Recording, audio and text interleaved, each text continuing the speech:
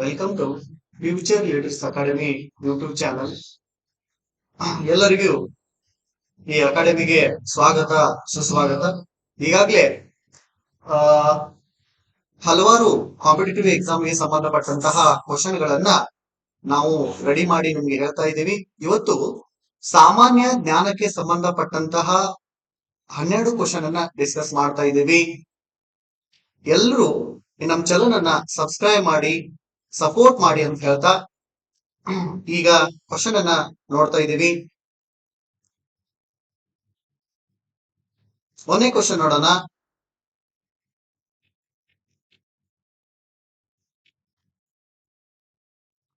ಶಿವಾಜಿ ನೋಡ್ರಿ, ಒಂದನೇ ಕ್ವಶನ್ ನೋಡ್ರಿ. ಶಿವಾಜಿ ಮತ್ತು ರಾಜ ಜೈಸಿಂಗನ ನಡುವೆ ಯಾವ ಒಪ್ಪಂದವಾಯಿತು ಅಂತದ. ಹಿಂದೂಗಳ ಹೃದಯ ಸಾಮ್ರಾಟ ಛತ್ರಪತಿ ಶಿವಾಜಿ, ಹಿಂದೂಗಳ ಹೃದಯ ಸಾಮ್ರಾಟ ಛತ್ರಪತಿ ಶಿವಾಜಿ ಹಾಗೂ ರಾಜ ಜೈಸಿಂಗನ ನಡುವೆ ಒಪ್ಪಂದ ಯಾವ್ದಾಯಿತು ಅಂತದ. ಒಂದನೇ ಆಪ್ಷನ್ ನೋಡ್ರಿ, ಅಲ್ಲಿ ಪುರಂದರ ಒಪ್ಪಂದ. ಎರಡನೇ ಆಪ್ಷನ್ ವಡಗಾಂವ್ ಒಪ್ಪಂದ. ಮೂರನೇ ಆಪ್ಷನ್ ಸಾಲ್ಬಾಯ್ ಒಪ್ಪಂದ. ನಾಲ್ಕನೇ ಆಪ್ಷನ್ ಸುರತ್ ಒಪ್ಪಂದ ಅಂತ. ನಿಮ್ಗೆ ಶಿವಾಜಿ ಬಗ್ಗೆ ಎಲ್ಲರಿಗೂ ಗೊತ್ತು. ಹೀಗಾಗಿ ಛತ್ರಪತಿ ಶಿವಾಜಿ ಮತ್ತು ಅಲ್ಲಿ ಔರಂಗಜೇಬ ನೋಡ್ರಿ, ಔರಂಗಜೇಬ ಮೊಘಲರ ಕೊನೆಯ ಬಾದಶಾಹ ಅಂತ ಕರಿತೀವಿ. ಔರಂಗಜೇಬನಿಗೆ ಮೊಘಲರ ಕೊನೆಯ ಬಾದಶಾಹ ಯಾರಿಗಂತ ಕರಿತೀವಪ್ಪ ಅಂದ್ರ ಔರಂಗಜೇಬ ಅಂತ ಕರಿತೀವಿ. ಈ ಔರಂಗಜೇಬ ಛತ್ರಪತಿ ಯಾರಿ ಛತ್ರಪತಿ ಛತ್ರಪತಿ ಛತ್ರಪತಿ ಛತ್ರಪತಿ ಛತ್ರಪತಿ ಶಿವಾಜಿಯನ್ನ ಸೋಲಿಸಲು ಫಸ್ಟ್ ಕ್ವಶನ್. ಔರಂಗಜೇಬ ಛತ್ರಪತಿ ಛತ್ರಪತಿ ಛತ್ರಪತಿ ಛತ್ರಪತಿ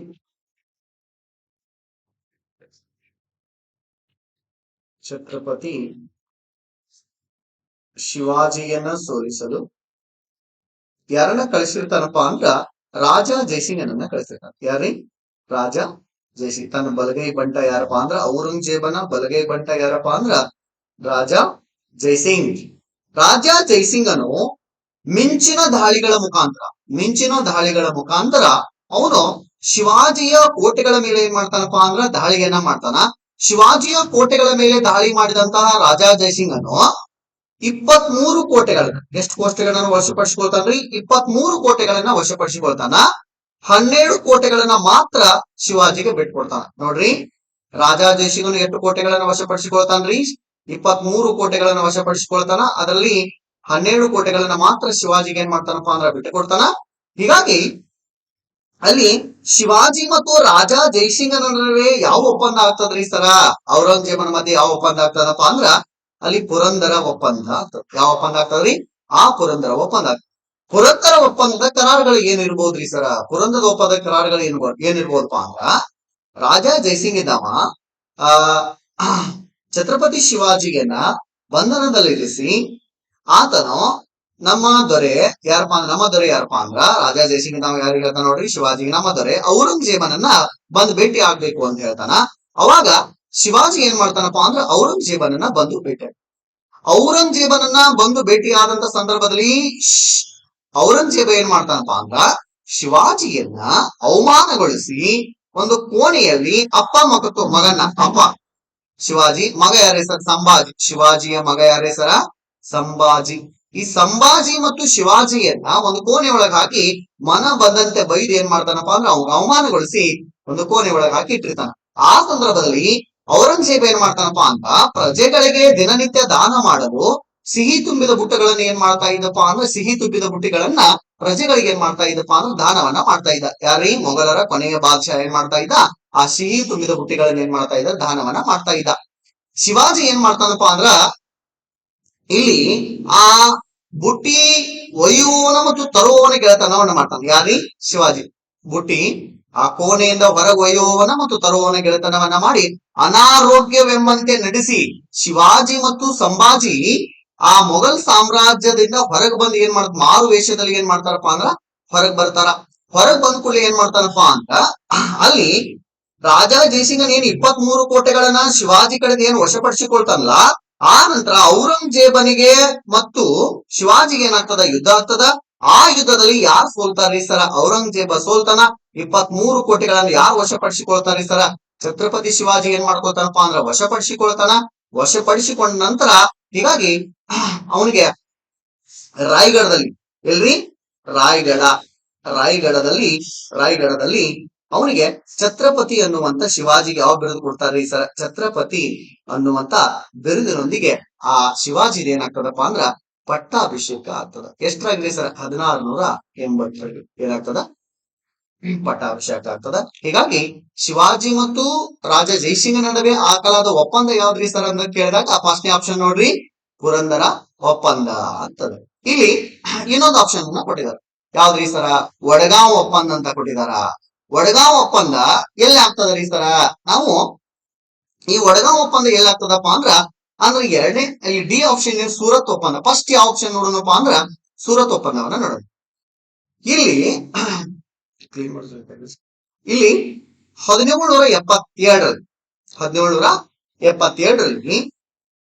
1777ರಲ್ಲಿ ಮರಾಠರ ಪೇಶ್ವೆ ಯಾರು ಇರ್ತಾರಪ್ಪ ಅಂದ್ರ 1777ರಲ್ಲಿ ಮರಾಠರ ಪೇಶ್ವೆ ಯಾರು ಇರ್ತಾರಪ್ಪ ಅಂದ್ರ ಮಾಧವರಾವ್. ಯಾರೇವನು? ಮಾಧವರಾವ್. ಯಾರಿರ್ತಾರ ನೋಡ್ರಿ? ಮಾಧವರಾವ್. ಮರಾಠರ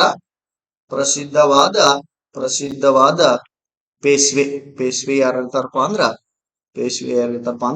ಮಾಧವರಾವ್. ನೆನ್ಪಿಟ್ಕೊಡ್ರಿ, ಮಾಧವರಾವ್. ಈ ಮಾಧವರಾವ್ ಏನಾಗ್ತಾನಪ್ಪ ಅಂದ್ರ ಆಕಸ್ಮಿಕವಾಗಿ ಮರಣವನ್ನ ಹೊಂದ. ಅವನ ಮರಣ ಹೊಂದಿದ ನಂತರ ಅವನ ತಮ್ಮ ಯಾರಪ್ಪ ಅಂದ್ರ ಇಲ್ಲಿ ನಾರಾಯಣ್ ರಾವ್. ಈ ನಾರಾಯಣ್ ರಾವ್ ಏನಾಗ್ತಾನಪ್ಪ ಅಂದ್ರ ಮರಾಠರ ಪ್ರಸಿದ್ಧವಾದ ಪೇಶ್ವೆ ಆಗ್ತಾನ. ಆದ್ರ ಈ ನಾರಾಯಣ್ ರಾವ್ ಪೇಶ್ವೆ ಆದದ್ದು ಈ ಮಾಧವರಾವ್ ಮತ್ತು ನಾರಾಯಣ್ ರಾವ್ನ ಚಿಕ್ಕಪ್ಪ ಯಾರ್ರಿ ಸರ? ರಘುನಾಥ್ ರಾವ್ರಿ. ನೆನ್ಪಿಲ್ರಿ? ರಘುನಾಥ್ ರಾವ್ರಿ. ಈ ರಘುನಾಥ್ ರಾವ್ ಏನ್ ಮಾಡ್ತಾನಪ್ಪ ಅಂದ್ರ ಈ ನಾರಾಯಣ್ ರಾವನು ಅಧಿಕಾರಕ್ಕೆ ಬರೋದನ್ನ ವಿರೋಧಿಸಿ ಈ ಪಾಪ ನಾರಾಯಣ್ ರಾವನ್ನ ಕೊಲಿಸ್ತಾನ. ಯಾರು ಕೊಲಿಸ್ತಾರ್ರಿ? ರಘುನಾಥ್ ರಾವ್ ಕೊಲಿಸ್ತಾನ. ರಘುನಾಥ್ ರಾವ್ ಏನ್ ಮಾಡ್ತಾನಪ್ಪ ಅಂದ್ರ ಮರಾಠರ ಪೇಶ್ವೆ ಏನಾಗ್ತಾರ್ರಿ? ಮರಾಠರ ಪೇಶ್ವೆ ಆಗ್ತಾರ. ಯಾಕ ಇಡೀ ಮರಾಠರಿಗೆ ಈ ರಘುನಾಥ್ ರಾವ್ ಏನ್ ಮಾಡಿದಾನಪ್ಪ ಅಂದ್ರ ಪಾಪ ನಾರಾಯಣ್ ರಾವನನ್ನ ಕೊಲೆ ಮಾಡಿದಂತ ಇಡೀ ಮರಾಠ ಜನಾಂಗಕ್ಕೆ ಏನಾಗ್ತದ? ಗೊತ್ತಾಗ್ತದ.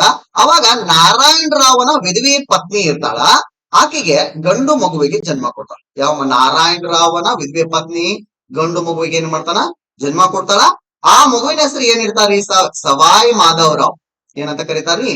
ಸವಾಯ್ ಮಾಧವರಾವ್ ಅಂತ ಹೆಸರು ಕೊಡ್ತಾರ.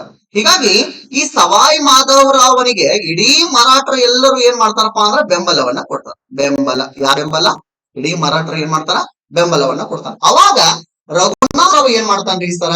ತನ್ನ ಸ್ಥಾನಮಾನವನ್ನ ಉಳಿಸಿಕೊಳ್ಳಲು ಅವನು ಯಾರ ಕಡೆ ಹೋಗ್ತಾನ್ರಿ ಸರ? ತನ್ನ ಸ್ಥಾನಮಾನವನ್ನು ಉಳಿಸಿಕೊಳ್ಳಲು ಯಾರ ಕಡೆ ಹೋಗ್ತಾನ? ಬ್ರಿಟಿಷರ ಕಡೆ ಹೋಗ್ತಾನ. ಬ್ರಿಟಿಷರ ಕಡೆ ಹೋಗಿ ಅಲ್ಲಿ ಯಾವ ಒಪ್ಪಂದವನ್ನ ಮಾಡ್ಕೊಳ್ತಾನಪ್ಪ ಅಂದ್ರ ಅಲ್ಲಿ ಬಾಂಬೆ ಗವರ್ನರ್ ಆಗಿದ್ದ ಎಲ್ಫಿಸ್ಟನ್ನೊಂದಿಗೆ ಸೂರತ್ ಒಪ್ಪಂದವನ್ನ ಯಾವ ಒಪ್ಪಂದವನ್ನ ಮಾಡ್ಕೊತಾನ್ರಿ? ರಘುನಾಥ್ ರಾವನು ತನ್ನ ಸ್ಥಾನಮಾನವನ್ನ ಉಳಿಸಿಕೊಳ್ಳಲು ಬಾಂಬೆ ಗವರ್ನರ್ ಆಗಿದ್ದ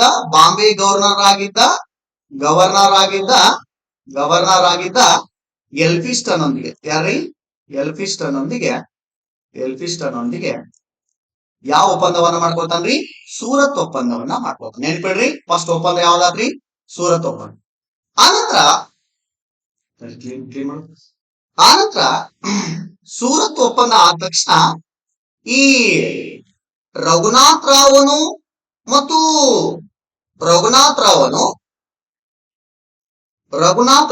ನೋಡಿ ಯಾರ್ರಿ? ರಘುನಾಥ್ ರಾವ್ ಮತ್ತು ಬ್ರಿಟಿಷರು ಇವರ ಸಂಯುಕ್ತ ಸೈನಿಕು ಮತ್ತು ಇಲ್ಲಿಗೆ ರಘುನಾಥರಾವ್ ಮತ್ತು ಬ್ರಿಟಿಷರ ಸಂಯುಕ್ತ ಸೈನ್ಯಕ್ಕೂ ಏನಾಗ್ತದಪ್ಪ ಅಂದ್ರ ಯುದ್ಧ. ಯಾವ ಯುದ್ಧ ಆಗ್ತದ್ರಿ ಸರ?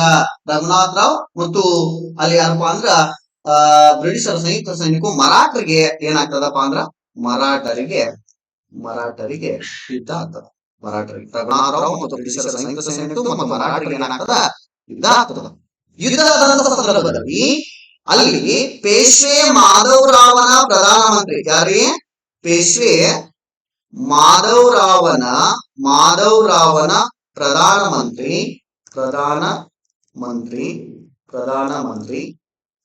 ನಾನಾ ಫಡ್ನವೀಸನು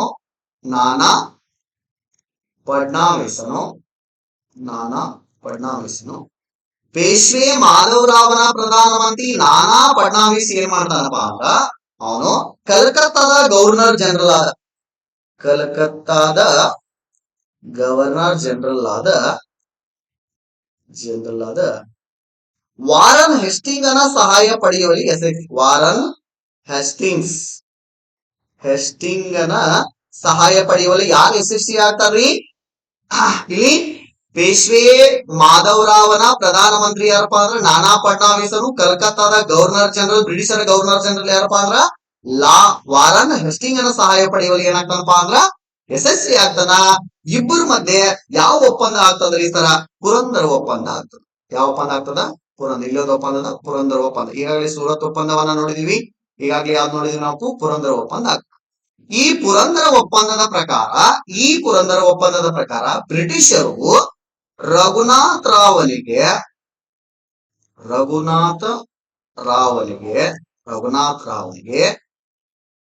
ಮಾಸಿಕವಾಗಿ ಅಂದ್ರೆ ಮಾಸಿಕವಾಗಿ 25,000 ವೇತನವನ್ನ ನೀಡಿ 25,000 ನಿವೃತ್ತಿ ವೇತನ ನೀಡಿ ಈ ಯುದ್ಧವನ್ನ ಏನ್ ಮಾಡ್ತಾರಪ್ಪ ಅಂದ್ರೆ ನಿಲ್ಲಿಸ್ಬಿಡ್ತಾರ. ಇದನ್ನು ಬಾಂಬೆ ಗವರ್ನರ್ ಆಗಿದ್ದ ಎಲ್ಫಿಸ್ಟನ್ ಒಪ್ಪಲಿಲ್ಲ. ಯಾರ ಒಪ್ಪಲಿಲ್ಲ ಇದನ್ನ? ಬಾಂಬೆ ಗವರ್ನರ್ ಯಾರಿದ್ರಿ? ಎಲ್ಫಿಸ್ಟನ್ ಇದನ್ನು ಒಪ್ಪದೆ ಮರಳಿ ಏನ್ ಮಾಡ್ತಾನಪ್ಪ ಅಂದ್ರೆ ಯುದ್ಧಕ್ಕೆ ನಿಲ್ತಾನ. ಮರಳಿ ಯುದ್ಧವನ್ನ ಆರಂಭ ಮಾಡ್ತಾನ. ಯುದ್ಧದಲ್ಲಿ ಇಂಗ್ಲಿಷರು ಏನ್ ಮಾಡ್ತಾರ? ಸೋಲ್ತಾರ. ಯಾವ ಒಪ್ಪಂದ ಆಗ್ತದ್ರಿ ಸರ? ವಡಗಾಂವ್ ಒಪ್ಪಂದ ಆಗ್ತದ. ಯುದ್ಧದಲ್ಲಿ ಯಾರು ಸೋಲ್ತಾರ? ವಡಗಾಂವ್ ಒಪ್ಪಂದ ಆಗ್ತದ. ಯುದ್ಧದಲ್ಲಿ ಇಂಗ್ಲಿಷರು ಏನ್ ಮಾಡ್ತಾರಪ್ಪ ಅಂದ್ರೆ ಸಂಪೂರ್ಣವಾಗಿ ಸೋಲ್ತಾರ. ಆ ನಂತರ ಇಲ್ಲಿ ಲಾಸ್ಟ್ ಕೊನೆಗೆ ಏನಾಯ್ತು? ವಾರನ್ ಹೆಸ್ಟಿಂಗ್ ಅನ್ನೋ ಕಲ್ಕತ್ತಾದಿಂದ ದೊಡ್ಡ ಸೈನ್ಯವನ್ನ ತೆಗೆದುಕೊಂಡು ಬಂದರಾಗಿಂದ್ರ ಇಬ್ಬರು ನಡುಬರ್ಕ ಯಾವ್ದಾಗ್ತದ? ಮರಾಠರಿಗೆ ಮತ್ತು ಬ್ರಿಟಿಷರಿಗೆ 1782ರಲ್ಲಿ ಸಾಲ್ಬಾಯ್ ಒಪ್ಪಂದದ ಮುಖಾಂತರ ಯುದ್ಧ ಏನಾಗ್ತದಪ್ಪ ಅಂದ್ರ ಮುಕ್ತಾಯವಾಗ್ತದ. ಹೀಗಾಗಿ ಅವರವರ ಪ್ರದೇಶಗಳನ್ನ ಅವ್ರಿಗೆ ಏನ್ ಮಾಡ್ತಾರಪ್ಪ ಅಂದ್ರ ಬಿಟ್ಟು ಕೊಡುವಂತಹ ಒಂದು ಕರಾರು ಆಗ್ತದೆ. ಒಂದನೇ ಕ್ವಶನ್, ಶಿವಾಜಿ ಮತ್ತು ರಾಜಾ ಜೈಸಿಗೆ ನಡುವೆ ಯಾವ ಒಪ್ಪಂದ ಅಂತ ಕೇಳ್ತಾರ. ಇಲ್ಲಿ ಹೇಳೇನಿ, ಡೀಟೇಲ್ ಆಗಿ ಹೇಳೇನಿ, ಪುರಂದರ ಒಪ್ಪಂದ ಅಂತ ಹೇಳೇನಿ. ಯಾರ್ಯಾರ ಮಧ್ಯೆ ನಡೀತದ್ರಿ ಸರ್? ಶಿವಾಜಿ ಮತ್ತು ರಾಜಾ ಜೈಸಿಗಿನ ಮಧ್ಯೆ ಏನಾಗ್ತದ? ಪುರಂದರ ಒಪ್ಪಂದ ನಡೀತದ ಅಂತ ಹೇಳಿ. ನೆಕ್ಸ್ಟ್ ಕ್ವಶನ್ ನೋಡೋಣ. ಇನ್ನ ಎರಡನೇ ಕ್ವಶನ್, ರಾಷ್ಟ್ರಕೂಟರ ಮೊದಲ ದೊರೆ ಯಾರು ಅಂತ ನೋಡ್ರಿ. ಎರಡನೇ ಕ್ವಶನ್ ಏನದರಿ? ರಾಷ್ಟ್ರಕೂಟರ ಮೊದಲ ದೊರೆ ಯಾರು? ಒಂದನೇ ಆಪ್ಷನ್ ಒಳಗೆ ಧ್ರುವ ಅಂತದ. ಎರಡನೇ ಆಪ್ಷನ್ ಒಳಗೆ ಏನಪ್ಪಾ ಅಂದ್ರ ಮೂರನೆಯ ಗೋವಿಂದ ಅಂತದ. ಮೂರನೇ ಆಪ್ಷನ್ ದಂತಿ ದುರ್ಗ ಅಂತದ. ನಾಲ್ಕನೇ ಆಪ್ಷನ್ ಒಳಗ ಅಮೋಘ ವರ್ಷ. ಈ ರಾಷ್ಟ್ರಕೂಟರ ಮೊದಲ ದೊರೆ ಅಂತ ನೋಡಿದಾಗ ಅವರು ಇಲ್ಲಿ ಏನ್ ಮಾಡ್ತಾರಪ್ಪ ಅಂದ್ರ ಇಲ್ಲಿ ದಂತಿ ದುರ್ಗ ಏನಪ್ಪಾ ಅಂದ್ರ ರಾಷ್ಟ್ರಕೂಟರ ಮೊದಲ ದೊರೆ ಅಂತ ಕರೀತೀವಿ. ಸರ, ರಾಷ್ಟ್ರ ಅಂದ್ರೆ ಏನು? ರಾಷ್ಟ್ರ ಅಂದ್ರೆ ಏನಪ್ಪಾ ಅಂದ್ರ ನೋಡ್ರಿ, ರಾಷ್ಟ್ರ ಎಂದರೆ ದೇಶ, ಕೂಟ ಎಂದರೆ ಮುಖ್ಯಸ್ಥ ಅಂತ ಅರ್ಥ. ಒಟ್ಟಾರೆಯಾಗಿ ದೇಶದ ಮುಖ್ಯಸ್ಥ ಅಂತ ಕರೀತೀವಿ ರಾಷ್ಟ್ರ ಕೂಟ. ರಾಷ್ಟ್ರ ಎಂದರೆ ದೇಶ, ಕೂಟ ಎಂದರೆ ಮುಖ್ಯಸ್ಥ, ರಾಷ್ಟ್ರದ ಮುಖ್ಯಸ್ಥ ಅಂತ ಕರಿತೀವಿ. ಹೀಗಾಗಿ ಇವರ ರಾಜ ಲಾಂಛನ ಯಾವ್ದ್ರಿ ಸರ್? ಗರುಡ. ಇವ್ರ ರಾಜ ಲಾಂಛನ ಯಾವ್ದ್ರಿ? ಗರುಡ. ನೆನ್ಪಿಟ್ಕೊಡ್ರಿ, ರಾಷ್ಟ್ರಕೂಟರ ರಾಜ ಲಾಂಛನ ಯಾವ್ದಪ್ಪ ಅಂದ್ರ ಗರುಡ ಅಂತ ಕರಿತೀವಿ. ಇವ್ರ ರಾಜಧಾನಿ ಯಾವ್ದ್ರಿ ಸರ? ಮಾನ್ಯಕೇಟ. ಗುಲ್ಬರ್ಗ ಜಿಲ್ಲೆಯ ಮಾನ್ಯಕೇಟ ಅಥವಾ ಮಾಳಖೇಡ ಏನಂತ ಕರಿತೀವಪ್ಪ ಅಂದ್ರ ಈ ರಾಷ್ಟ್ರಕೂಟರ ರಾಜಧಾನಿ ಅಂತ ಕರಿತೀವಿ. ಇನ್ನ ಇವರ ರಾಷ್ಟ್ರಕೂಟರ ಮೊದಲ ದೊರೆ ಯಾರಪ್ಪ ಅಂದ್ರ ದಂತಿದುರ್ಗ ಅಂತ ಕರಿತೀವಿ. ಈ ದಂತಿದುರ್ಗನ ನಂತರ ಯಾರ ಆಳ್ವಿಕೆ ಮಾಡ್ತಾರೆ ಸರ? ದಂತಿದುರ್ಗನ ನಂತರ ಒಂದನೇ ಕೃಷ್ಣ ಅಂತ ನೋಡ್ರಿ. ಯಾರು ಬರ್ತಾರ್ರಿ? ದಂತಿದುರ್ಗ ಬರ್ತಾನ್ರಿ, ನೆನಪಿರ್ಲಿ. ಆ ನಂತರ ಅವನ ಮಗ ಯಾರ ಹೆಸರ? ಒಂದನೆಯ ಕೃಷ್ಣ.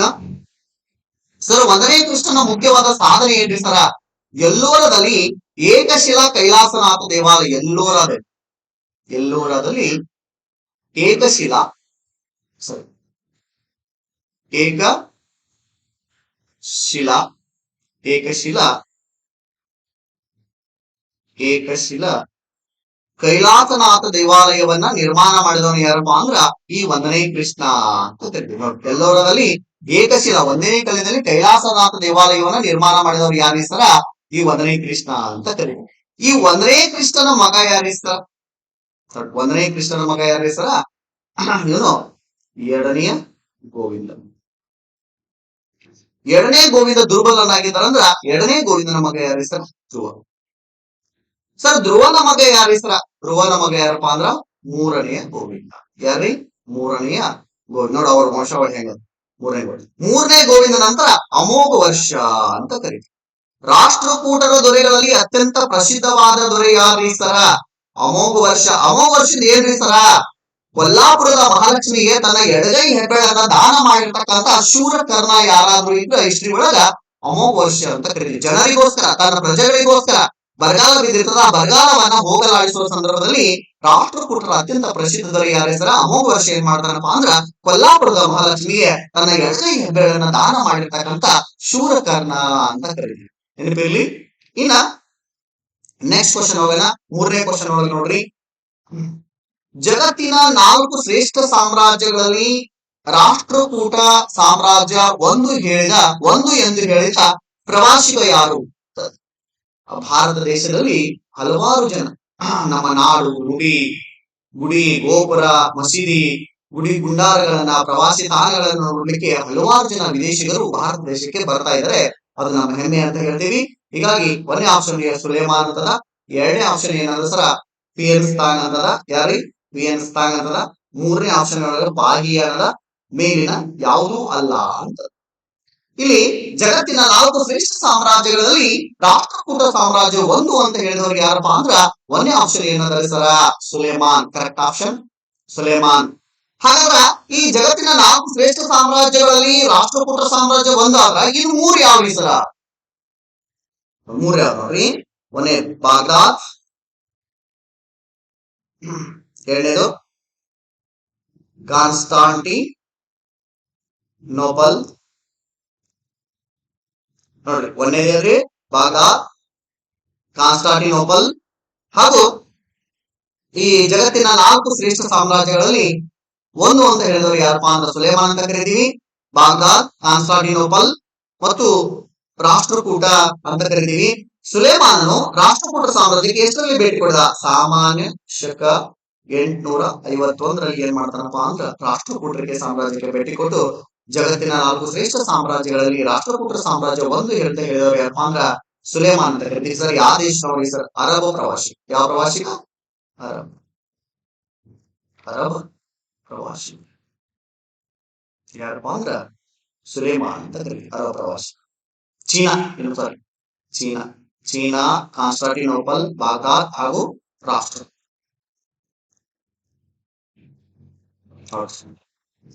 ಇನ್ನ ಎರಡನೇ ಆಪ್ಷನ್ ಏನು? ಪಿಯನ್ಸ್ತಾಂಗ್. ಹೆಸರು ಯಾವ ದೇಶ ಅವ್ರೇನು? ಚೀನಾ ದೇಶ. ಪಿಯನ್ಸ್ತಾಂಗ್. ಇವನ ಗ್ರಂಥ ರೀ ಸರ್ ಸಿಯುಕಿ. ಯಾರ ಗ್ರಂಥ ರೀ? ಪಿಯನ್ಸ್ತಾಂಗ್ ಬರೆದಂತ ಗ್ರಂಥ ಯಾವ್ದು ಸರ?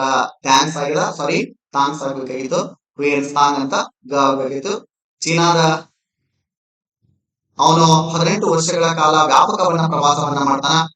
ಅವನು ಮೌರ್ಯರ ಅತ್ಯಂತ ಪ್ರಸಿದ್ಧ ದೊರೆ ಚಂದ್ರಗುಪ್ತ ಮೌರ್ಯ, ಅಶೋಕನ ಕಾಲದಲ್ಲಿ ಸ್ಥಾನ ಏನ್ ಮಾಡ್ತಾನಪ್ಪ ಅಂದ್ರೆ ಭೇಟಿಯನ್ನ ಕೊಡ್ತಾನ. ಹಾಗೂ ಕನಿಷ್ಕನ ಕಾಲದಲ್ಲಿ ಕೂಡ ಭೇಟಿಯನ್ನ ಕೊಡ್ತಾನ. ಅವನ ಪ್ರಸಿದ್ಧ ಗ್ರಂಥ ಯಾವ್ದು ಹೆಸರ? ಸಿಯುಕಿ ಅಂತ ಕರಿತೀವಿ. ಇನ್ನ ಬಾಗಿಯ ಕೂಡ ಇಲ್ಲಿ ಮೌರ್ಯರ ಆಸ್ಥಾನಕ್ಕೆ ಮತ್ತು ಉತ್ತರ ಆಸ್ಥಾನಕ್ಕೆ ಕೂಡ ಭೇಟಿ ಕೊಡ್ತಾನ. ಅವನ ಗ್ರಂಥ ಯಾವ್ದು ಹೆಸರ? ಗೋಕೋಕಿ. ನೆನ್ಪಿಡ್ರಿ, ಬಾಗಿಯನನ್ನು ಬರೆದಂತ ಗ್ರಂಥ ಯಾವ್ದು ಹೆಸರ?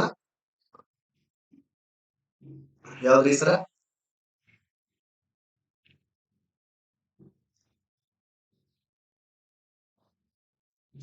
ಯಾವ್ದ್ರಿ?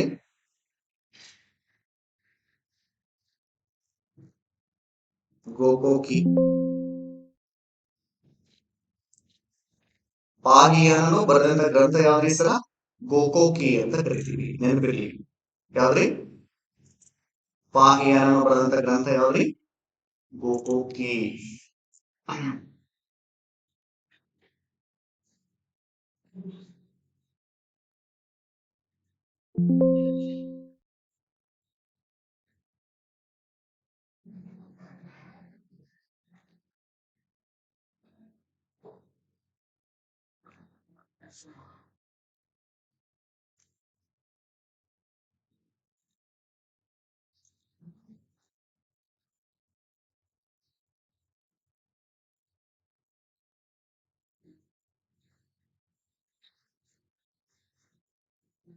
ಜಗತ್ತಿನ 4 ಶ್ರೇಷ್ಠ ಸಾಮ್ರಾಜ್ಯಗಳಲ್ಲಿ ರಾಷ್ಟ್ರಕೂಟ ಸಾಮ್ರಾಜ್ಯವು ಒಂದು ಅಂತ ಹೇಳಿದ್ರೆ ಏನಪ್ಪಾ ಅಂದ್ರ ಸುಲೇಮಾನ್ ಅಂತ ಕರಿತೀವಿ. ಹಾಗಾದ್ರೆ 4 ಸಾಮ್ರಾಜ್ಯಗಳು ಯಾವ್ದ್ರಿ ಸರ್? ಒಂದೇದ್ ನೋಡ್ರಿ, ಬಾಗ್ದಾದ್, ಚೀನಾ, ಕಾನ್ಸ್ಟಾಂಟಿನೋಪಲ್ ಹಾಗೂ ರಾಷ್ಟ್ರಕೂಟ ಸಾಮ್ರಾಜ್ಯಕ್ಕೆ ಅರಬ್ ಪ್ರವಾಸಿಗ ಯಾರಪ್ಪ ಅಂದ್ರ ಸುಲೇಮಾನ್ ಏನ್ ಮಾಡ್ತಾನಪ್ಪಾ ಅಂದ್ರೆ 851ರಲ್ಲಿ ಭೇಟಿಯನ್ನ ಕೊಡ್ತಾನ. ರಾಷ್ಟ್ರಕೂಟ ಸಾಮ್ರಾಜ್ಯವನ್ನ ಹೆಂಗ್ ವರ್ಣನೆ ಮಾಡ್ತಾನಪ್ಪಾ ಅಂದ್ರ ಜಗತ್ತಿನಲ್ಲಿ 4 ಶ್ರೇಷ್ಠ ಸಾಮ್ರಾಜ್ಯಗಳ ರಾಷ್ಟ್ರಕೂಟ ಸಾಮ್ರಾಜ್ಯ ಒಂದು ಅಂತ ಕರೀತಾನ. ಇನ್ನ ಅಲ್ಲಿ ಪಾಹಿಯಾನನ ಗ್ರಂಥ ಯಾವ್ದ್ರಿ ಅಂತ ಹೇಳೇನಿ? ಗೋಕೋಕಿ ಅಂತ. ಯಾವ್ದ್ರಿ? ಗೋಕೋಕಿ. ನೆನಪಿರ್ಲಿ, ಗೋಕೋಕಿ ಅಂತ ಗ್ರಂಥ ನೆನಪಿರ್ಲಿ. ನೆಕ್ಸ್ಟ್ ಕ್ವಶನ್ ಹೋಗೋಣ. ಅಲ್ಲಿ ನೆಕ್ಸ್ಟ್ ಕ್ವಶನ್, ಕನ್ನಡದ ಮೊದಲ ಕೃತಿ ಯಾವುದು?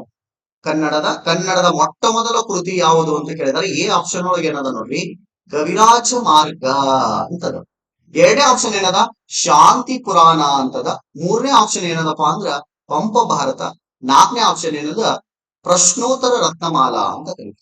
ಕನ್ನಡದ ಮೊಟ್ಟ ಮೊದಲ ಕೃತಿ ಯಾವ್ದಪ್ಪ ಅಂದ್ರ ಅದು ಕವಿರಾಜ ಮಾರ್ಗ ಅಂತ ಕರಿತೀವಿ. ಕವಿರಾಜನ ಸರ ಬರೆದವ್ರು ಯಾರೀ ಸರ? ಶ್ರೀ ವಿಜಯ. ಯಾರೀ? ಶ್ರೀ ವಿಜಯ. ನೋಡ್ರಿ, ಕನ್ನಡದ ಮೊಟ್ಟ ಮೊದಲ ಕೃತಿಯನ್ನ ಬರೆದವ್ರು ಯಾರಪ್ಪ ಅಂದ್ರ ಶ್ರೀ ವಿಜಯ. ಸರ ಕವಿರಾಜ ಮಾರ್ಗ ಏನ್ ಹೇಳ್ತದ? ಕಾವೇರಿ ನದಿಯಿಂದ, ಯಾವ ನದಿ ರೀ? ಕಾವೇರಿ ನದಿಯಿಂದ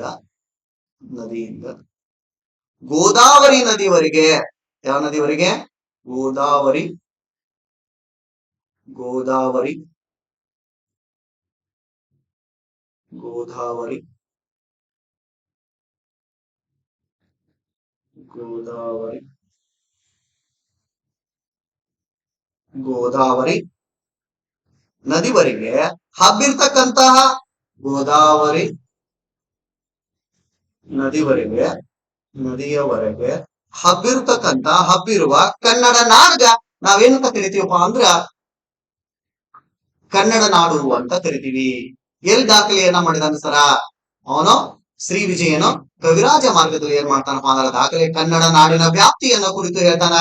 ಕಾವೇರಿ ನದಿಯಿಂದ ಗೋದಾವರಿ ನದಿವರೆಗೆ ಇರ್ತಕ್ಕಂಥ ಕನ್ನಡ ನಾಡ್ಗ ನಾವ್ ಏನಂತ ಕರಿತೀವಪ್ಪ ಅಂದ್ರ ಕರುನಾಡು ಅಂತ ಕರಿತೀವಿ, ಕಮಿತ್ತು ನಾಡು ಅಂತ ಕರಿತೀವಿ ಅಂತ ಯಾರು ಬರಿತಾನಪ್ಪ ಅಂದ್ರ ಶ್ರೀ ವಿಜಯನು. ಯಾವ ಗ್ರಂಥದಲ್ಲಿ ಬರಿತಾನ್ರಿ ಸರ? ಇದು ಕವಿರಾಜ ಮಾರ್ಗದಲ್ಲಿ ಬರಿತಾನ. ಇನ್ನೊಂದು ಶಾಂತಿ ಪುರಾಣ ಅಂತ. ಶಾಂತಿ ಪುರಾಣ ಅನ್ಕೂಡ್ಲೆ ಇಲ್ಲಿ ಪೊನ್ನ ಅಂತ ಬರ್ತಾನ. ಯಾರಿ? ಪೊನ್ನ. ರಾಷ್ಟ್ರಕೂಟರ ಆಸ್ಥಾನದಲ್ಲಿರ್ತಕ್ಕಂಥ ರಾಷ್ಟ್ರಕೂಟರ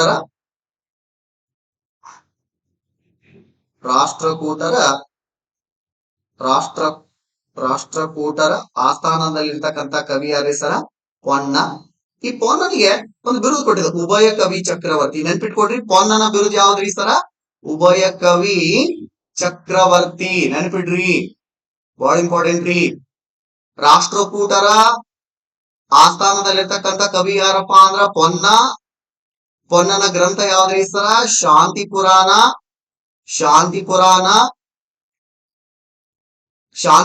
ಇವ್ ಯಾವ್ದು ಬಿರುದಿರ್ತದ್ರಿ ಸರ? ಉಭಯ ಕವಿ ಚಕ್ರವರ್ತಿ ಅನ್ನುವಂತ ಬಿರುದಿರ್ತದ, ನೆನಪಿರ್ಲಿ. ನೆಕ್ಸ್ಟ್ ಪಂಪ ಭಾರತ ಅದ. ಪಂಪ ವೆಮುಲವಾಡದ ಇಮ್ಮಡಿ ಅರಿಕೇಸರಿಯ ಆಸ್ಥಾನದಲ್ಲಿ. ಯಾವ ಆಸ್ಥಾನದಲ್ಲಿ? ವೆಮುಲವಾಡದ ಇಮ್ಮಡಿಯ ಅರಿಕೇಸರಿಯ ಆಸ್ಥಾನದಲ್ಲಿ ಯಾರು ಇರ್ತಾರ? ಅರಿಕೇಸರಿಯ ವೆಮುಲವಾಡದ ಅಂದ್ರ ರಾಷ್ಟ್ರಕೂಟರ ಸಾಮಂತ ಅರಸ ಯಾರಪ್ಪ ಅಂದ್ರ ವೆಮುಲವಾಡದ ಇಮ್ಮಡಿಯ ಅರಿಕೇಸರಿಯ ಆಸ್ಥಾನದಲ್ಲಿ ಯಾರು ಇರ್ತಾರ? ಪಂಪ ಇರ್ತಾನ. ಪಂಪ ಯಾವ ಗ್ರಂಥವನ್ನ ಬರಿತಾನ್ರಿ ಸರ್? ವಿಕ್ರಮಾರ್ಜುನ ವಿಜಯ ಅಂದ್ರೂ ಒಂದ, ವಿಕ್ರಮಾರ್ಜುನ ವಿಜಯ ಅಂದ್ರು ಅಂದ್ರ ಪಂಪ ಭಾರತ. ಯಾವ್ದ್ರಿ? ಯಾವ ಭಾರತ? ಪಂಪ. ಯಾವ್ದ್ರಿ? ಪಂಪ. ಪಂಪ ಭಾರತ. ಪಂಪ ಭಾರತ ಅಂದ್ರೂ ಕೂಡ ಒಂದ. ನೆನ್ಪಿರ್ರಿ, ಪಂಪನು ವೆಮುಲವಾಡ ರಾಷ್ಟ್ರಕೂಟರ ಸಾಮಂತಾರಸ್ಥ ಯಾರಪ್ಪ ಅಂದ್ರ ವೆಮುಲವಾಡದ ಇಮ್ಮಡಿ ಹರಿಕೇಸರಿ ಆಸ್ಥಾನದಲ್ಲಿ ಯಾರು ಇರ್ತಾರಪ್ಪ ಅಂದ್ರ ಪಂಪ ಇರ್ತಾನ. ಯಾವ ಗ್ರಂಥವನ್ನ ಬರಿತಾನ್ರಿ ಸರ? ಯಾವ ಗ್ರಂಥವನ್ನ ಬರಿತಾನಪ್ಪ ಅಂದ್ರ ಅವನು ವಿಕ್ರಮಾರ್ಜುನ ವಿಜಯದ ಅಥವಾ ಪಂಪ ಭಾರತ ಅನ್ನುವಂತ ಗ್ರಂಥವನ್ನ ಬರಿತಾನ. ನೆನಪಿರ್ಲಿ. ಇನ್ನ ನೆಕ್ಸ್ಟ್ ನೋಡೋಣ. ಇಲ್ಲಿ ಆ ನೆಕ್ಸ್ಟ್ ಡಿ ಆಪ್ಷನ್ ಒಳಗೆ ಏನದ? ಡಿ ಆಪ್ಷನ್ ಒಳಗೆ ಏನಂದ್ರೆ ಪ್ರಶ್ನೋತ್ತರ ರತ್ನಮಾಲಾ. ಅಮೋಘ ವರ್ಷನ ಪ್ರಸಿದ್ಧ ಗ್ರಂಥ ಯಾವ್ದ್ರಿ ಸರ? ರಾಷ್ಟ್ರಕೂಟರ ಅತ್ಯಂತ ಪ್ರಸಿದ್ಧ ದೊರೆ ಯಾರಪ್ಪ ಅಂದ್ರ ಅಮೋಘ ವರ್ಷ. ಅಮೋಘ ವರ್ಷನ ಪ್ರಸಿದ್ಧ ಗ್ರಂಥ ಯಾವ್ದಪ್ಪ ಅಂದ್ರ ಪ್ರಶ್ನೋತ್ತರ ರತ್ನಮಾಲಾ. ನೆನ್ಪಿಡ್ರಿ, ಕನ್ನಡದ ಮೊದಲ ಕೃತಿ ಯಾವ್ದಪ್ಪ ಅಂದ್ರೆ ಕವಿರಾಜ ಮಾರ್ಗ. ರಚನೆ ಮಾಡಿದವ್ರು ಯಾರ್ರಿ? ಶ್ರೀ ವಿಜಯ. ಏನ್ ಹೇಳ್ತದ ಸರ್ ಅದು? ವ್ಯಾಪ್ತಿ ಹೇಳ್ತದ, ಕರ್ನಾಟಕದ ವ್ಯಾಪ್ತಿಯನ್ನ ಹೇಳ್ತದ. ಕಾವೇರಿ ನದಿಯಿಂದ ಗೋದಾವರಿ ನದಿವರೆಗೆ ಇರ್ತಕ್ಕಂಥ ಕನ್ನಡ ನಾಡ್ಗ ನಾವೇನಂತ ಕರಿತೀವಪ್ಪ ಅಂದ್ರ ಕನ್ನಡ ನಾಡು ಅಂತ ಕರಿತೀವಿ ಅಂತ ಹೇಳ್ತಾನ. ಇನ್ನ ಶಾಂತಿ ಪುರಾಣ, ರಾಷ್ಟ್ರಕೂಟರ ಆಸ್ಥಾನದಲ್ಲಿ ಇರ್ತಕ್ಕಂತಹ ಕವಿ ಯಾರಪ್ಪ ಅಂದ್ರ ಅವನು ಪೊನ್ನ ಅಂತ ಕರಿತೀವಿ. ಪೊನ್ನನಿಗೆ ಏನಂತ ಬರೆದಿರ್ತದ ಸರ? ಉಭಯ ಕವಿ ಚಕ್ರವರ್ತಿ ಅಂತ ಕರಿತೀವಿ. ಅವನು ಯಾವ ಗ್ರಂಥವನ್ನ ಬರಿತಾನ್ರಿ ಸರ್? ಶಾಂತಿ ಪುರಾಣ ಅನ್ನುವಂತ ಗ್ರಂಥವನ್ನ ಬರಿತಾನ. ಆನಂತರ ರಾಷ್ಟ್ರಕೂಟರ ಆಸ್ಥಾನದ ಸಾಮಂತ ಅರ್ಥರು ಯಾರಪ್ಪ ಅಂದ್ರ ಇಮ್ಮಡಿ ಹರಿಕೇಸರಿ. ಇಮ್ಮಡಿ ಹರಿಕೇಸರಿ ಆಸ್ಥಾನದಲ್ಲಿ ಯಾರಿರ್ತಾರೆ? ಪಂಪ ಇರ್ತಾನ. ಪಂಪನ ಗ್ರಂಥ ಯಾವ್ದ್ರಿ ಸರ? ಪಂಪ ಭಾರತ ಅಥವಾ ವಿಕ್ರಮಾರ್ಜುನ ವಿಜಯ ಅನ್ನುವಂತ ಗ್ರಂಥವನ್ನು ಕೂಡ ಯಾರು ಬರೀತಾರಪ್ಪ ಅಂದ್ರ ಇಲ್ಲಿ ಪಂಪ ಬರೀತಾನ. ಇನ್ನ ಪ್ರಶ್ನೋತ್ತರ ರತ್ನಮಾಲಾ ಸಂಸ್ಕೃತ ಭಾಷೆಯಲ್ಲಿ ಇರ್ತಕ್ಕಂಥ ಗ್ರಂಥ. ಯಾರು ರಚನೆ ಮಾಡ್ತಾರ? ರಾಷ್ಟ್ರಕೂಟರ ಅತ್ಯಂತ ಪ್ರಸಿದ್ಧರು ಯಾರಪ್ಪ ಅಂದ್ರ ಅಮೋಘ ವರ್ಷ ಏನ್ ಮಾಡ್ತಾನಪ್ಪ ಅಂದ್ರ ರಚನೆಯನ್ನ ಮಾಡ್ತಾನ. ನೆಕ್ಸ್ಟ್ ಕ್ವಶನ್ ಹೋಗೋಣ. ಬಾಳ ಇಂಪಾರ್ಟೆಂಟ್ ರೀ. ಸಂಸ್ಕೃತದ ನೋಡ್ರಿ, ಐದೇನ್ರಿ, ಸಂಸ್ಕೃತದ ಪ್ರಥಮ ವಿಶ್ವಕೋಶವೆಂದು ಯಾವ ಗ್ರಂಥವನ್ನ ಕರೆಯುತ್ತಾರೆ ಅಂತದ. ಸಂಸ್ಕೃತದ ಪ್ರಥಮ ವಿಶ್ವಕೋಶವೆಂದು ಯಾವ ಗ್ರಂಥವನ್ನ ಕರೆಯುತ್ತಾರೆ? ಒಂದೇ ಆಪ್ಷನ್ ಒಳಗೆ ಏನದ ನೋಡ್ರಿ. A option Panchatantra, B option Manasollasa, C option Ajitanatha Purana, D option ಒಳಗೆ ಗೋವೈದ್ಯ ಅಂತದ. ಇಲ್ಲಿ ಪಂಚತಂತ್ರ ಯಾರ್ದು ಸರ? ಪಂಚತಂತ್ರ ಎಂಬ ಗ್ರಂಥವನ್ನ ಬರೆದವ್ರು ಯಾರಿ ಸರ? ದುರ್ಗಸಿಂಹ. ಯಾರಿ? ದುರ್ಗ ಸಿಂಹ. ನೆನ್ಪಿಡ್ರಿ, ದುರ್ಗ ಸಿಂಹ ನೆನ್ಪಿಡ್ರಿ. ಪಂಚತಂತ್ರ ಎಂಬ ಗ್ರಂಥವನ್ನ ಬರೆದವ್ರು ಯಾರಿ ಸರ? ದುರ್ಗಸಿಂಹ ಏನ್ ಬರೀತಾನಪ್ಪ ಅಂದ್ರ ಗ್ರಂಥವನ್ನ ಬರೀತಾನ. ನೆಕ್ಸ್ಟ್ ಮಾನಸೋಲ್ಲಾಸ ಸಂಸ್ಕೃತದ ಪ್ರಥಮ ವಿಶ್ವಕೋಶ ಎಂಬ ಗ್ರಂಥವನ್ನ ಯಾರು ಬರೆದ್ರಿ ಸರ? ಯಾವ ಗ್ರಂಥ ರೀ sir? Manasollasa. Correct option. Sir ಯಾರು ಬರೀತಾರ್ರಿ? ಮೂರನೆಯ ಸೋಮ. ನೆನಪಿ, ಮೂರನೆಯ ಸೋಮ. ಯಾರ್ರಿ? ಸೋಮೇಶ್ವರ ಅಂತ ಕರಿತೀವಿ. ಮೂರನೆಯ ಸೋಮೇಶ್ವರ ಯಾವ ಗ್ರಂಥವನ್ನ ಬರೀತಾನ? ಮಾನಸೋಲ್ಲಾಸ ಗ್ರಂಥ ಅಂತ ಕರೀತಾನ. ಇದಕ್ಕ ಅಭಿಲಾಷ ತಾರ್ಥ ಚಿಂತಾಮಣಿ ಅಂತಾನೂ ಕರೀತಾರ. ಯಾವ್ದ್ರಿ? ಅಭಿಲಾಷ ಅಭಿಲಾಷ ಅಭಿಲಾಷ ಅಭಿಲಾಷ ತಾರ್ಥ ಚಿಂತಾಮಣಿ. ಮಾನಸೋಲ್ಲಾಸದ ಗ್ರಂಥದ ಇನ್ನೊಂದು ಹೆಸರು ಯಾವ್ದ್ರಿ ಸರ್? ಅಭಿಲಾಷ ತಾರ್ಥ ಚಿಂತಾಮಣಿ ಅನ್ನುವಂತ ಗ್ರಂಥವನ್ನ ಬರೀತಾನೆ. ಸರ್ ಯಾರು ಬರೀತಾರೆ ಸರ್? ಮೂರನೆಯ ಸೋಮೇಶ್ವರ ಏನ್ ಮಾಡ್ತಾನಪ್ಪ ಅಂದ್ರೆ ಈ ಗ್ರಂಥವನ್ನ ಬರೀತಾನ. ಹೀಗಾಗಿ ಆ ಗ್ರಂಥವನ್ನ ನಾವ್ ಏನಂತ ಕರಿತೀವಪ್ಪ ಅಂದ್ರೆ ಸಂಸ್ಕೃತದ ಪ್ರಥಮ ವಿಶ್ವಕೋಶ ಅಂತ ಕರಿತೀವಿ. ನೆನಪಿರ್ಲಿ. ಆನಂತರ ಅಜಿತನಾಥ ಪುರಾಣ. ಅಜಿತನಾಥ ಪುರಾಣ. ಈ ಅಜಿತನಾಥ ಪುರಾಣ ಎಂಬ ಗ್ರಂಥವನ್ನ ಬರ ರನ್ನ. ಯಾರ್ರಿ? ರನ್ನ. ಗೊತ್ತದ ನಿಮ್ಗೆ? ರನ್ನನ ಬರೆದ ಗ್ರಂಥ ಯಾವ್ದ್ರಿ ಸರ್? ಅಜಿತನಾಥ ಪುರಾಣ ಅಂತ ಕರಿತೀವಿ. ಇನ್ನ ನಾಕ್ಷಾಕ್ಷರೊಳಗೆ ಯಾವ್ದಾರೆ ಸರ್? ಗೋವೈದ್ಯ ಕೀರ್ತಿವರ್ಮ. ಯಾರ್ರಿ? ಕೀರ್ತಿವರ್ಮ. ಕೀರ್ತಿವರ್ಮ. ಪಂಚತಂತ್ರವನ್ನ ಬರೆದವ್ರು ಯಾರಿ? ದುರ್ಗಸಿಂಹ. ಮಾನಸೋಲ್ಲಾಸ ಎಂಬ ಗ್ರಂಥವನ್ನ ಬರೆದವ್ರು ಯಾರಿ? ಮೂರನೆಯ ಸೋಮೇಶ್ವರ. ಆ ಗ್ರಂಥದ ಮತ್ತೊಂದು ಹೆಸರು ಯಾವ್ದ್ರಿ ಸರ? ಅಭಿಲಾಷ ತೀರ್ಥ ಚಿಂತಾಮಣಿ ಅನ್ನೋದು. ಇನ್ನ ನೆಕ್ಸ್ಟ್ ಅಜಿತನಾಥ ಪುರಾಣ ಬರೆದವ್ರು ಯಾರಿ? ರನ್ನ ಅಂತ ಕರಿತೀವ್ರಿ. ನೆಕ್ಸ್ಟ್ ಗೋವೈದ್ಯನ ಬರೆದವ್ರು ಯಾರಪ್ಪ ಅಂದ್ರೆ ಕೀರ್ತಿವರ್ಮ. ಗೋವೈದ್ಯ ಅನ್ನುವಂತ ಗ್ರಂಥವನ್ನ ಬರೆದಿದ್ದಾರ. ನೆನಪಿರ್ಲಿ. ನೆಕ್ಸ್ಟ್ ಕ್ವಶನ್ ಹೋಗೋಣ. ಬಹಳ ಇಂಪಾರ್ಟೆಂಟ್ ರೀ ಸರ. ಹೊಯ್ಸಳರ ರಾಜ ಲಾಂಛನ ಯಾವುದು ಅಂತದ. ಎ ಆಪ್ಷನ್ ಒಳಗೆ ವರುಣ, ಬಿ ಆಪ್ಷನ್ ಒಳಗೆ ಬಲಮುಖವರಹ, ಸಿ ಆಪ್ಷನ್ ಒಳಗೆ ಎಡಮುಖವರಹ, ಡಿ ಆಪ್ಷನ್ ಒಳಗೆ ಸ್ಥಳ ಹುಲಿಯನ್ನು ಕೊಲ್ಲುತ್ತಿರುವ ದೃಶ್ಯ. ಸ್ಥಳ ಹುಲಿಯನ್ನು ಕೊಲ್ಲುತ್ತಿರುವ ದೃಶ್ಯ ಅಂತ. ಇಲ್ಲಿ ವರುಣ ವರುಣ ವರುಣ ಯಾರ ರಾಜಲಾಂಛನ? ಶಾತವಾಹನ. ಯಾರ ರಾಜಲಾಂಛನ? ಶಾತವಾಹನ. ಶಾತವಾಹನ ರಾಜಲಾಂಛನ ವರುಣ ಅಂದ್ರ ಮಳೆ. ಇನ್ನು ಬಿ ಆಪ್ಷನ್ ಒಳಗೆ ಏನಪ್ಪಾ ಅಂದ್ರ ಅಲ್ಲಿ ಬಲಮುಖ ವರಹ ಅಂತ. ಯಾವ ವರಹ ಅಂತ ಕರಿತೀವಿ? ಬಲಮುಖ ವರಹ. ಈ ಬಲಮುಖ ವರಹ ಯಾರ್ದ್ರಿ ಸರ? ಬಾದಾಮಿ ಚಾಲುಕ್ಯ. ಯಾರ್ರಿ? ಬಾದಾಮಿ ಚಾಲುಕ್ಯರು ರಾಜಲಾಂಛನ ಅಂತ ಕರೀತೀವಿ. ಇನ್ನು ಎಡಮುಖ ವರಹ ವಿಜಯನಗರ ಸಾಮ್ರಾಜ್ಯ. ವಿಜಯನಗರ ಸಾಮ್ರಾಜ್ಯ. ಹಿಂದೂ ಧರ್ಮ, ಹಿಂದೂ ಸಂಸ್ಕೃತಿಯನ್ನ ರಕ್ಷಿಸಿ ಉಳಿಸಿ ಬೆಳೆಸಿದ ಸಾಮ್ರಾಜ್ಯ ಇದ್ರ ಹಿಸ್ಟ್ರಿ ಒಳಗ ಅದು ಯಾವ ಸಾಮ್ರಾಜ್ಯ ಇರ್ತಾರೆ? ಅದು ವಿಜಯನಗರ ಸಾಮ್ರಾಜ್ಯ ಅಂತ ಹೆಮ್ಮೆಯಿಂದ ಹೇಳ್ಕೋಬಹುದ್ರಿ. ಇನ್ನು ಮೂರು ಆಪ್ಷನ್ ಅಲ್ಲಿ ನಾವೇರೆ ಇಲ್ಲಿ ಸ್ಥಳ ಹುಲಿಯನ್ನು ಕೊಲ್ಲುತ್ತಿರುವ ದೃಶ್ಯ ಏನಪ್ಪಾ ಅಂತ ಹೊಯ್ಸಳರ ರಾಜಲಾಂಛನ ಅಂತ ಕರೀತೀವಿ. ಒಂದ್ ಸ್ವಲ್ಪ ಹಿಸ್ಟ್ರಿ ಅದ ರೀ ಸರ್, ಇದೇಂಗ ರಾಜಲಾಂಛನವನ್ನ ಮಾಡ್ಕೊಂಡ್ರಿ ಇವರು ಅಂತ ಕೇಳ್ಬಹುದು. ನೋಡ್ರಿ ಸ್ಥಳ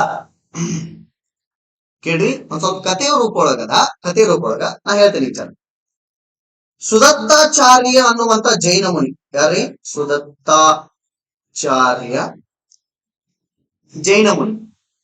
ಜೈನ ಮುನಿ ಜೈನ ಮುನಿ ವಾಸಂತಿಕಾ ದೇವಿಯ ದೇವಸ್ಥಾನ. ವಾಸಂತಿಕಾ ದೇವಿಯ ದೇವಸ್ಥಾನ.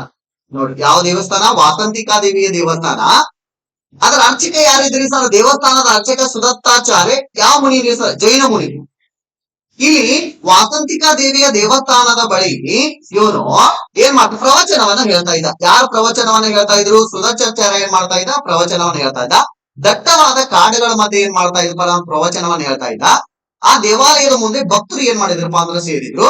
ಸೇರಿದಂತ ಸಂದರ್ಭದಲ್ಲಿ ಹುಲಿ ಒಂದು ಪ್ರತ್ಯಕ್ಷವಾಯಿತು. ಆ ಹುಲಿ ಒಂದು ಪ್ರತ್ಯಕ್ಷವಾಯಿತು. ಆ ಹುಲಿ ಒಂದು ಪ್ರತ್ಯಕ್ಷವಾದಾಗ ಅವಾಗ ವಾಸಂತಿಕ ದೇವಾಲಯದ ಪ್ರವಚನವನ್ನ ಹೇಳ್ತಕ್ಕಂಥವ್ರು ಯಾರಪ್ಪ ಅಂದ್ರ ಸುದತ್ತಾಚಾರ್ಯ. ಈ ಜೈನ ಮುನಿ ಏನ್ ಮಾಡ್ತಾರಪ್ಪ ಅಂದ್ರ ಅಲ್ಲಿ ಒಬ್ಬ ಭಕ್ತ ಇರ್ತಾರೆ. ಯಾರವನು? ಸ್ಥಳ.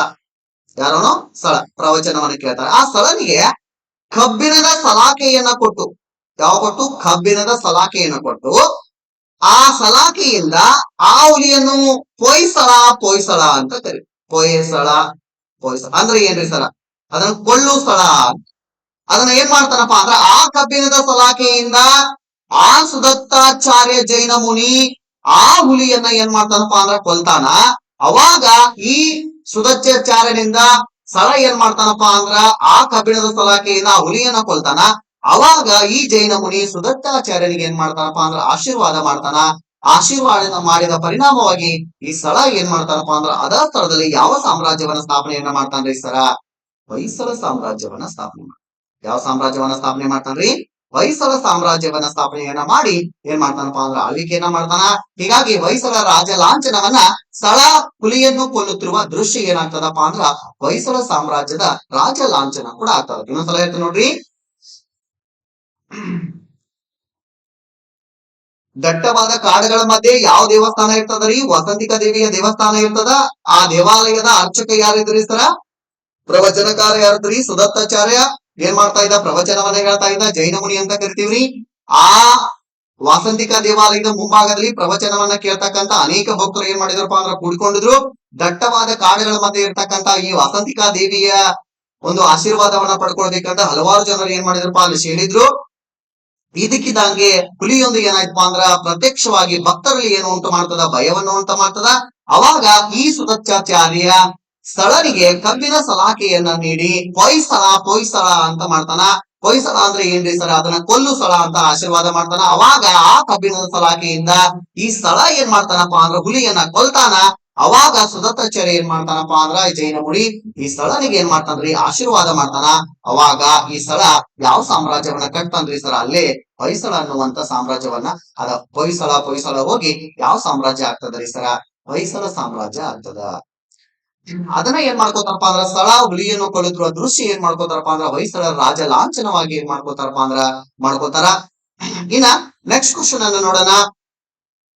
ಎರಡನೇ ಪಾನಿಪತ್ ಕದನ ಯಾವಾಗ ನಡೆಯಿತು ಅಂತ. ಒಂದೇ ಆಪ್ಷನ್ ನೋಡ್ರಿ. ಸಾಮಾನ್ಯ 1576 ಸಾರಿ 1556. ಎರಡನೇ ಆಪ್ಷನ್ 1526. ಸಾಮಾನ್ಯ 1915. ಸಾಮಾನ್ಯ 1916. ಇಲ್ಲಿ ಎರಡನೇ ಪಾನಿಪತ್ ಕದನ ನಡೆದ ವರ್ಷ ಯಾವ್ದಂದಾಗ ಎ ಆಪ್ಷನ್ ಕರೆಕ್ಟ್. 1556. 56 ಅಂತ. ಅದಕ್ಕಿಂತ ಮುಂಚೆ ನಾವು ಏನ್ ಮಾಡೋಣಪ್ಪ ಅಂದ್ರ ಇಲ್ಲಿ ಹೋಗೋಣ. 1526 ಅಂತ ನೋಡಿ. 1526 ಸಾಮಾನ್ಯ ಶಕೆ 1526 ಏನಾಗ್ತಿ ಸರ. ಬಾಬರನು ಬಾಬರನು ಬಾಬರನು ಮಧ್ಯ ಏಷ್ಯಾದ ಮೇಲೆ ಮತ್ತೊಂದು ದಾಳಿ ಆಯಿತು. ಬಾಬರನು ಇಬ್ರಾಹಿಂ ಲೋದಿಯನ್ನ ಕೊಂದು. ಇಬ್ರಾಹಿಂ ಲೋದಿ ಸರ್ ಯಾರೇ ಸರ್ ಯಾರಪ್ಪ ಅಂದ್ರ ಲೋದಿ ವಂಶದ ಕೊನೆಯ ದೊರೆ. ಲೋದಿ ವಂಶದ ಕೊನೆಯ ದೊರೆ ಯಾರ ಹೆಸರ ಇಬ್ರಾಹಿಂ ಲೋದಿ. ಈ ಇಬ್ರಾಹಿಂ ಲೋದಿಯನ್ನ ಕೊಂದು ಬಾಬರನು ಯಾವ ಮನೆತನವನ್ನ ಸ್ಥಾಪನೆ ಮಾಡ್ತಾನಪ್ಪ ಅಂದ್ರ ಭಾರತದಲ್ಲಿ ಮೊಘಲ್ ಮನೆತನವನ್ನ. ನೆನ್ಪಿಡ್ರಿ, ಮೊಘಲ್ ಮನೆತನವನ್ನ ಎಷ್ಟರಾಗ ಸ್ಥಾಪನೆ ಮಾಡ್ತಾನ್ರಿ ಸರ 1526 ಈ ಮೊಘಲ್ ಮನೆತನವನ್ನ ಸ್ಥಾಪನೆ ಮಾಡ್ತಾನ. ಇದಕ್ಕೇನಂತ ಕರಿತೀವ್ರಿ ಸರ ಮೊದಲ ಪಾನಿಪತ್ ಕದನ ಅಂತ ಕರಿತೀವಿ. ಇನ್ ನೋಡೋಣ ಎರಡನೇ ಪಾನಿಪತ್ ಕದನ 1556 ಅಂತ. Okay right answer 1500. ಬಂಗಾಳದ ಮೊಹಮ್ಮದ್ ಆದಿಲ್ ಶಾನ ಪ್ರಧಾನಮಂತ್ರಿ ಆದಿಲ್ ಶಾನ ಪ್ರಧಾನಮಂತ್ರಿ ಹೇಮು. ನೋಡ್ರಿ, ಬಂಗಾಳದ ಮೊಹಮ್ಮದ್ ಆದಿಲ್ ಶಾನ ಪ್ರಧಾನಮಂತ್ರಿ ಯಾರಪ್ಪ ಅಂದ್ರೆ ಹೇಮು. ಇವನು ಬಂಗಾಳದ ರಾಜ್ಯಪಾಲ ತರ್ದಿ ಬೇಗ್ನಿಂದ ದೆಹಲಿ ಮತ್ತು ಆಗ್ರಾಗಳನ್ನ ವಶಪಡಿಸಿಕೊಳ್ತಾನ. ಯಾವ ಪ್ರದೇಶಗಳನ್ನ ವಶಪಡಿಸಿಕೊಳ್ತಾನ್ರಿ? ಬಂಗಾಳದ ಮೊಹಮ್ಮದ್ ಆದಿಲ್ ಶಾನ ಪ್ರಧಾನಮಂತ್ರಿ ಯಾರ ಹೆಸರ ಹೇಮು. ಬಂಗಾಳದ ಮೊಹಮ್ಮದ್ ಆದಿಲ್ ಶಾನ ಪ್ರಧಾನಮಂತ್ರಿ ಹೇಮು. ಬಂಗಾಳದ ರಾಜ್ಯಪಾಲ ಯಾರಪ್ಪ ಅಂದ್ರ ತರ್ದಿ ಬೇಗ್ನಿಂದ ಯಾವ್ದನ್ನ ವಶಪಡಿಸಿಕೊಳ್ತಾರ್ರಿ? ದೆಹಲಿ ಮತ್ತು ಆಗ್ರಾಗಳನ್ನ ವಶಪಡಿಸಿಕೊಳ್ತಾನ. ಸರ ಅವಾಗ ಅಕ್ಬರ್ ಎಲ್ಲಿದ್ರಿ ಸರ? ಪಂಜಾಬ್ನೊಳಗಿದ್ದ. ಅಕ್ಬರ್ ಎಲ್ಲಿದ್ರಿ? ಪಂಜಾಬ್. ಮೊಘಲರ ಅತ್ಯಂತ ಪ್ರಸಿದ್ಧ ದೊರೆ ಯಾರ್ರಿ? ಅಕ್ಬರ್ ಎಲ್ಲಿದ್ರಿ ಸರ? ಪಂಜಾಬ್ನೊಳಗಿದ್ದ. ಅಕ್ಬರ್ನ ರಾಜಕೀಯ ಜೀವನ ಏನಾಗಿರ್ತದ್ರಿ ಸರ? ಬಹಳಷ್ಟು ಚಿಂತಾಜನಕವಾಗಿರ್ತದ. ರಾಜಕೀಯ ಕೆಳಿಬೇಕು ಅಥವಾ ಬ್ಯಾಡೋ ಅನ್ನುವಂತ ಉದ್ದೇಶ ಆಗಿರ್ತದ. ಹೀಗಾಗಿ ಅಕ್ಬರ್ನ ಸಹಾಯಕ ಯಾರು ಬರ್ತಾರಪ್ಪ ಅಂದ್ರ ಬೈರಾಮ್ ಖಾನ್. ಯಾರು? ಬೈರಾಮ್ ಖಾನ್. ಈ ಬೈರಾಮ್ ಖಾನನಿಗೆ ಹೇಮುಗ, ಯಾರಿಗೆ? ಹೇಮುಗ, ಬಂಗಾಳದ ಮೊಹಮ್ಮದ್ ಆದಿಲ್ ಶಾನ ಪ್ರಧಾನ ಹೇಮುಗ ಪರ್ಚಸ್ ಬೈರಾಮ್ ಖಾನ್. ಯುದ್ಧ ಭೂಮಿ ಒಳಗೆ ಯುದ್ಧ ಆಗ್ತದ. ಎಲ್ರಿ ಸರ? ಪಾನಿಪತ್. ಎಲ್ರಿ? ಪಾನಿಪತ್ ಅನ್ನುವಂತ ಸ್ಥಳದಲ್ಲಿ 1556 ಬಂಗಾಳದ ಮೊಹಮ್ಮದ್ ಆದಿಲ್ ಶಾನ ಪ್ರಧಾನಮಂತ್ರಿ ಹೇಮುಗ ಮತ್ತು ಅಕ್ಬರ್ನ ಸಹಾಯಕ ಯಾರಪ್ಪ ಅಂದ್ರ ಬೈರಾಮ್ ಖಾನಿಗೆ ಏನಾಗ್ತದ? ಯುದ್ಧ ಆಗ್ತದ. ಎಲ್ಲಿ ಯುದ್ಧ ಆಗ್ತದ್ರಿ ಸರ? ಪಾನಿಪತ್ ಅನ್ನುವಂತ ಸ್ಥಳದಲ್ಲಿ ಏನಾಗ್ತದ? 1556 ಯುದ್ಧ ಆಗ್ತದ. ಯುದ್ಧದ ಕೊನೆಯ ಅಂಚಿನಲ್ಲಿ ಯಾರಪ್ಪ ಅಂದ್ರ ಬೈರಾಮ್ ಖಾನ್ ಇದ್ದಾವ ಕುದುರೆ ಮೇಲೆ ಕುತ್ಕೊಂಡು ಏನ್ ಮಾಡ್ತಿರ್ತಾನ? ಯುದ್ಧವನ್ನ ಮಾಡ್ತಿರ್ತಾನ. ಆ ಕುತಂತ್ರ ಸಂದರ್ಭದಲ್ಲಿ ಬೈರಾಮ್ ಖಾನ್ ಇದ್ದಾವ ಹೇಮುವಿನ ಕಣ್ಣಿಗೆ ಬಾಣ ಬಿಡ್ತಾನ. ಯಾರ ಕಣ್ಣಿಗೆ ಬಾಣ ಬಿಡ್ತಾನ? ಹೇಮುವಿನ ಕಣ್ಣಿಗೆ ಏನ್ ಮಾಡ್ತಾನಪ್ಪ ಅಂದ್ರ ಬಾಣವನ್ನ ಬಿಡ್ತಾನ. ಹೇಮು ಪ್ರಜ್ಞಾಹೀನನಾಗಿ ಕುಸಿದು ಕೆಳಗೆ ಏನಾಗ್ತಾನೆ? ಹೇಮು ಕುಸಿದು ಏನಾಗ್ತಾನೆ? ಕೆಳಗೆ ಬೀಳ್ತಾನ. ಬೈರಾಮ್ ಖಾನ್ ಹೊಡ್ಕೋತ ಬಂದು ಏನ್ ಮಾಡ್ತಾನಪ್ಪ ಅಂದ್ರ ಹೇಮುವಿನ ರುಂಡವನ್ನ ಕಟ್ ಮಾಡಿ ರಣರಂಗದಲ್ಲಿ ಏನ್ ಮಾಡ್ತಾನ? ಪ್ರದರ್ಶನವನ್ನ ಮಾಡ್ತಾನ. ಅಲ್ಲಿರ್ತಕ್ಕಂಥ ಸೈನಿಕರು ದಿಕ್ಕಾಪಾಲಾಗಿ ಏನ್ ಮಾಡ್ತಾನ? ಓಡಿ ಹೋಗ್ತಾರ. ಅವಾಗ ಬೈರಾಮ್ ಖಾನ್ ಏನ್ ಮಾಡ್ತಾನಪ್ಪ ಅಂದ್ರ ದೆಹಲಿ ಮತ್ತು ಆಗ್ರಾಗಳನ್ನ ಏನ್ ಮಾಡ್ಕೊಳ್ತಾನ? ಮರು ವಶಪಡಿಸಿಕೊಂಡು ಯಾರಿಗೆ ಒಪ್ಪಿಸ್ತಾನ್ರಿ ಸರ್? ಅಕ್ಬರ್ನಿಗೆ ಒಪ್ಪಿಸ್ತಾನ. ಇದು ಏನಪ್ಪಾ ಅಂದ್ರ ಎರಡನೇ ಪಾನಿಪತ್ ಅಂತ ಕರಿತೀವಿ. ಈ ನೆಕ್ಸ್ಟ್ ಸರ ಸಾಮಾನ್ಯ ಶಕೆ 1915. ಇಲ್ಲಿ 1915 ಏನಾಗಿದ್ರಿ ಸರ?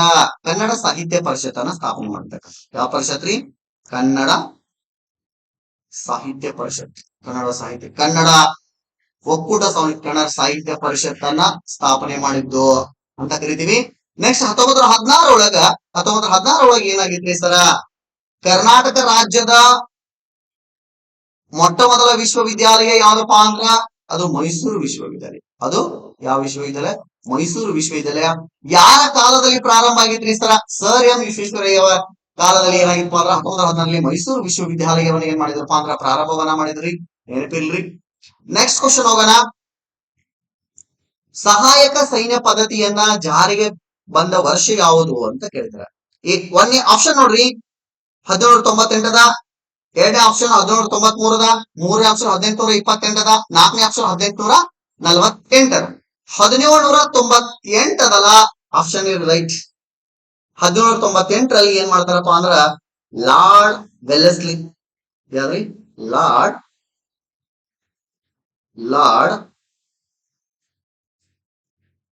ವೆಲ್ಲೆಸ್ಲಿ ಲಾರ್ಡ್ ವೆಲ್ಲೆಸ್ಲಿ ಯಾವ ಪದ್ಧತಿಯನ್ನ ಜಾರಿಗೆ ತಗೊಳ್ತಂತ ಈ ಸಲ ಸಹಾಯಕ ಸೈನ್ಯ ಪದ್ಧತಿಯನ್ನ ಜಾರಿಗೆ ತರ್ತಾರೆ. ಯಾವ ಪದ್ಧತಿ ಜಾರಿಗೆ ತಂದ್ರಿ? ಸಹಾಯಕ ಸೈನ್ಯ ಪದ್ಧತಿಯ.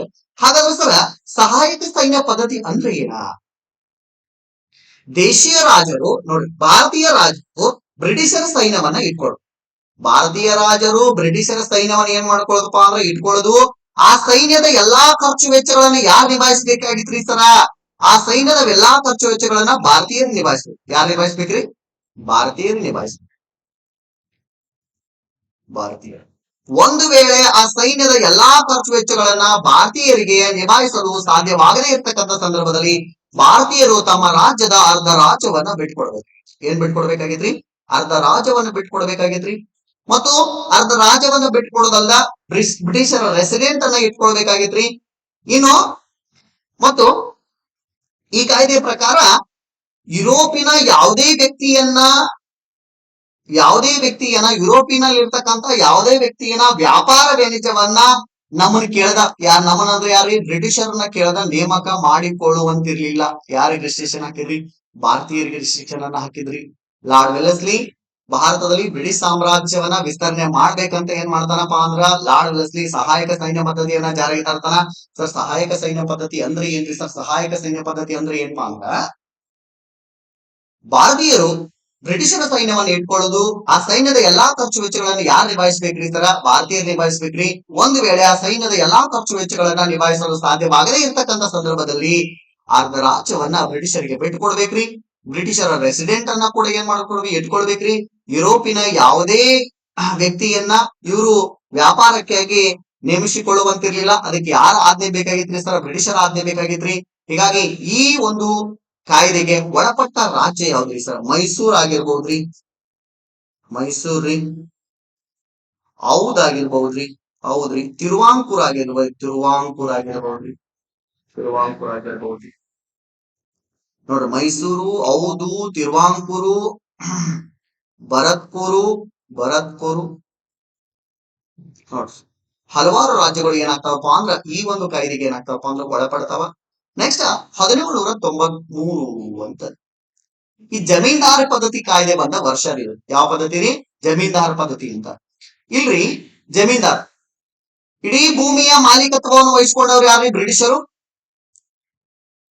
ಅವರು ಇಡೀ ಭೂಮಿಯನ್ನು ಉಳಿಮೆ ಮಾಡಕ್ ಬ್ರಿಟಿಷರಿಂದ ಸಾಧ್ಯ ಆಗ್ತಾ ಇರಲಿಲ್ಲ. ಯಾರ ಹತ್ರ ಕೊಡ್ತಾ ಇದ್ರು? 100 ಎಕರೆ 200 ಎಕರೆ ಜಮೀನ್ದಾರ್ ಕೊಡ್ತಾ ಇದ್ರು ಇಡೀ ಜಮೀನನ್ನು.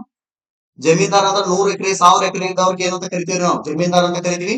ಇಡೀ ಭೂಮಿ ಯಾರ ಕಡೆ ಇರ್ತಾ ಇತ್ತು? ಬ್ರಿಟಿಷರ ಕಡೆ ಇರ್ತಾ ಇತ್ತು. ಬ್ರಿಟಿಷರು ಯಾರ ಕಡೆ ಕೊಡ್ತಾ ಇದ್ರು ಉಳುಮೆ ಮಾಡ್ಸಕ? ಜಮೀನ್ದಾರರು ಯಾರಿಂದ ಉಳುಮೆ ಮಾಡಿಸ್ತಾ ಇದ್ರಿ ಸರ್? ನಿಮ್ಮಂತ ಜನ ರೈತರಿಂದ. ಯಾರಿಂದ? ರೈತರಿಂದ ಏನ್ ಮಾಡ್ತಾ ಇದ್ರಪ್ಪ ಅಂದ್ರೆ ಭೂಮಿಯನ್ನ ಉಳುಮೆ ಮಾಡಿಸ್ತಾ ಇದ್ರು. ಇಂತಹ ಪರಿಸ್ಥಿತಿ ಇರ್ತಕ್ಕಂತ ಇದು ಖಾಯಂ ಗುಪ್ತಾ ಪದ್ಧತಿ ಅಂತ ಕರೀತಾರ, ಜಮೀನ್ದಾರ್ ಪದ್ಧತಿ ಅಂತ ಕರೀತಾರ. ಇಂತಹ ಪದ್ಧತಿಯಲ್ಲಿ ಇಲ್ಲಿ 100% ಆದಾಯ ಬಂದಿತ್ತಪ್ಪ ಅಂದ್ರೆ 89% ಅನ್ನ ಯಾರಿಗೆ ಕೊಡ್ಬೇಕಾಗಿತ್ರಿ? ಬ್ರಿಟಿಷರ್ ಕೊಡ್ಬೇಕಾಗಿತ್ರಿ. 11% ಯಾರು ಇಟ್ಕೋಬೇಕಾಗಿತ್ರಿ? ಜಮೀನ್ದಾರ್ ಇಟ್ಕೋಬೇಕು. ಯಾರು ಇಟ್ಕೋಬೇಕಾಗಿತ್ರಿ? ಜಮೀನ್ದಾರ್. ಪಾಪ ಇಲ್ಲಿ ಲಾಸ್ ಆದದ್ ಯಾರಿಗೆ ಸರ? ಕೃಷಿಕರಿಗೆ ಏನಾಗ್ತಾ ಇತ್ತು ಅಂದ್ರೆ ಲಾಸ್ ಆಗ್ತಾ ಇತ್ತು. ಯಾರು ಲಾಭವನ್ನ ಗಳಿಸ್ತಾ ಇದ್ರಿ ಸರ? ಬ್ರಿಟಿಷರು ಲಾಭವನ್ನ ಗಳಿಸ್ತಾ ಇದ್ರು. ಇನ್ನ ಇಲ್ಲಿ ಲಾರ್ಡ್ ವೆಲ್ಲೆಸ್ಲಿ ಸಹಾಯಕ ಸೈನ್ಯವನ್ನ ಪದ್ಧತಿಯನ್ನ ಜಾರಿಗೆ ತಂದ ಅಂತ ಹೇಳಿ ಅದ್ ನೆನಪಿರ್ಲಿ. 1793 ಏನಾದ್ರಿ ಸರ? ಅಲ್ಲಿ ಏನಪ್ಪಾ ಅಂದ್ರ ಖಾಯಂ ಜಮೀನ್ದಾರ್ ಪದ್ಧತಿ ಜಾರಿಗೆ ತಂದ ವರ್ಷ ಯಾವ್ದಪ್ಪ ಅಂದ್ರ 1793 ಅಂತ ಹೇಳಿ. ನೆಕ್ಸ್ಟ್ ರೀ 1828 ಕಲ್ಕತ್ತಾದಲ್ಲಿ ರಾಜಾರಾಮ್ ಮೋಹನ್ ರಾಯರು ಯಾವ ಸಮಾಜವನ್ನ ಸ್ಥಾಪನೆ ಮಾಡ್ತಾರೆ ಸರ? ಬ್ರಹ್ಮ ಸಮಾಜ. ಯಾವ ಸಮಾಜ? ಬ್ರಹ್ಮ ಸಮಾಜವನ್ನ ಸ್ಥಾಪನೆ ಮಾಡ್ತಾರ. ಸರ್ ಬ್ರಹ್ಮ ಸಮಾಜವನ್ನ ಸ್ಥಾಪನೆ ಮಾಡಿರ್ತಕ್ಕಂಥ ಉದ್ದೇಶ ಏನ್ರಿ ಸರ? ಹಿಂದೂ ಧರ್ಮದಲ್ಲಿರ್ತಕ್ಕಂತಹ ಮೂಢನಂಬಿಕೆಗಳನ್ನ ಅಂಧನಂಬಿಕೆಗಳನ್ನ ಹೋಗಲಾಡಿಸಲು ರಾಜಾರಾಮ್ ಮೋಹನ್ ರಾಯ್ ಏನಪ್ಪಾ ಅಂದ್ರ ಅವರು ಬ್ರಹ್ಮ ಸಮಾಜವನ್ನ ಸ್ಥಾಪನೆಯನ್ನ ಮಾಡ್ತಾರ. ನೆಕ್ಸ್ಟ್ ನೋಡೋಣ್ರಿ 1848. ಈಗ ಗೊತ್ತಾ ಇರ್ಬೇಕು ನಿಮಗ ಏನಾಗೈತ್ರಿ ಸರ್? 1848ರಲ್ಲಿ ಲಾರ್ಡ್ ವೆಲ್ಲಸ್ಲಿ ಸಹಾಯಕ ಸೈನ್ಯವನ್ನ ಪದ್ಧತಿಯನ್ನ ಜಾರಿಗೆ ತಂದ್ರಿ. ಉದ್ದೇಶ ಏನ್ರಿ ಸರ? ಭಾರತದಲ್ಲಿ ಬ್ರಿಟಿಷರ ಸಾಮ್ರಾಜ್ಯವನ್ನ ವಿಸ್ತಾರಗೊಳಿಸ್ಬೇಕಂತ 1848ರಲ್ಲಿ Lord Dalhousie Lord Dalhousie Lord Dalhousie ಏನ್ ಮಾಡ್ತಾನಪ್ಪ ಅಂದ್ರ ಲಾರ್ಡ್ ಡಾಲ್ ಹೌಸಿ ಏನ್ ಮಾಡ್ತಾನ? ದತ್ತು ಮಕ್ಕಳಿಗೆ ಹಕ್ಕಿಲ್ಲ ಎಂಬ ನೀತಿ. ಯಾವ ಹಕ್ಕಿಲ್ರಿ? ಹಕ್ಕಿಲ್ಲ. ದತ್ತು ಮಕ್ಕಳಿಗೆ ಹಕ್ಕಿಲ್ಲ ಎಂಬ ನೀತಿಯನ್ನ ಜಾರಿಗೆ ತಂದವರು ಯಾರಪ್ಪ ಅಂದ್ರ ಲಾರ್ಡ್ ಡಾಲ್ ಹೌಸಿ ಅಂತ ಕರಿತೀವಿ. ಈ ಎರಡೂ ಒಂದು ಪದ್ಧತಿಗಳ ಉದ್ದೇಶ ಏನ್ರಿ ಸರ? ಭಾರತದಲ್ಲಿ ಬ್ರಿಟಿಷರ ಸಾಮ್ರಾಜ್ಯವನ್ನ ವಿಸ್ತಾರಗೊಳಿಸಬೇಕು ಅನ್ನುವಂತಹ ಉದ್ದೇಶಕ್ಕಾಗಿ ಈ ಪದ್ಧತಿಗಳನ್ನ ಜಾರಿಗೆ ತಂದ. ನೆಕ್ಸ್ಟ್ ಕ್ವಶನ್ ಹೋಗೋಣ್ರಿ. ಬಹಳ ಇಂಪಾರ್ಟೆಂಟ್ ರೀ. ಕೈಗಾರೀಕರಣ ಇಲ್ಲವೇ ವಿನಾಶ ಎಂಬ ಪ್ರಸಿದ್ಧವಾದ ಹೇಳಿಕೆಯನ್ನ ನೀಡಿದವರು ಯಾರು ಅಂತ. ಒಂದೇ ಆಪ್ಷನ್ ನೋಡ್ರಿ, ಬಾಲ್ ಗಂಗಾಧರ್ ತಿಲಕ್. ಗೊತ್ತದ ನಿಮಗೆ ಚೆನ್ನಾಗಿ ಅವ್ರ ಸಾಧನೆ ಏನು ಅಂತ. Sir M Visvesvaraya. Next Nalvadi Krishnaraj Wodeyar, Mahatma Gandhiji. Sir Bal Gangadhar Tilak A option ಅದಲ್ಲ. ಶಿವಾಜಿ ಜಯಂತಿ ಮತ್ತು ಗಣೇಶೋತ್ಸವ ಜಯಂತಿಯನ್ನ ಪ್ರಾರಂಭ ಮಾಡಿದವರು ಯಾರಪ್ಪ ಅಂದ್ರ ಸ್ವತಂತ್ರ ಭಾರತದಲ್ಲಿ ಅವರು ಬಾಲ ಗಂಗಾಧರ್ ತಿಲಕ್ ಮರ್ಲೇಬಾರ್ದು ನಾವು. ಇನ್ನ ಕೈಗಾರೀಕರಣ ಇಲ್ಲವೇ ವಿನಾಶ ಎಂಬ ಒಂದು ಪ್ರಸಿದ್ಧವಾದ ಹೇಳಿಕೆಯನ್ನ ಕೊಟ್ಟವ್ರು ಯಾರಪ್ಪ ಅಂದ್ರ ಕರೆಕ್ಟ್ ಆಪ್ಷನ್ ಯಾವ್ದ್ರಿ? Sir M Visvesvaraya. 1861 ಸೆಪ್ಟೆಂಬರ್ 15ರಂದು ಏನ್ ಮಾಡ್ತಾರಪ್ಪ ಅಂದ್ರ ಜನಿಸ್ತಾರ.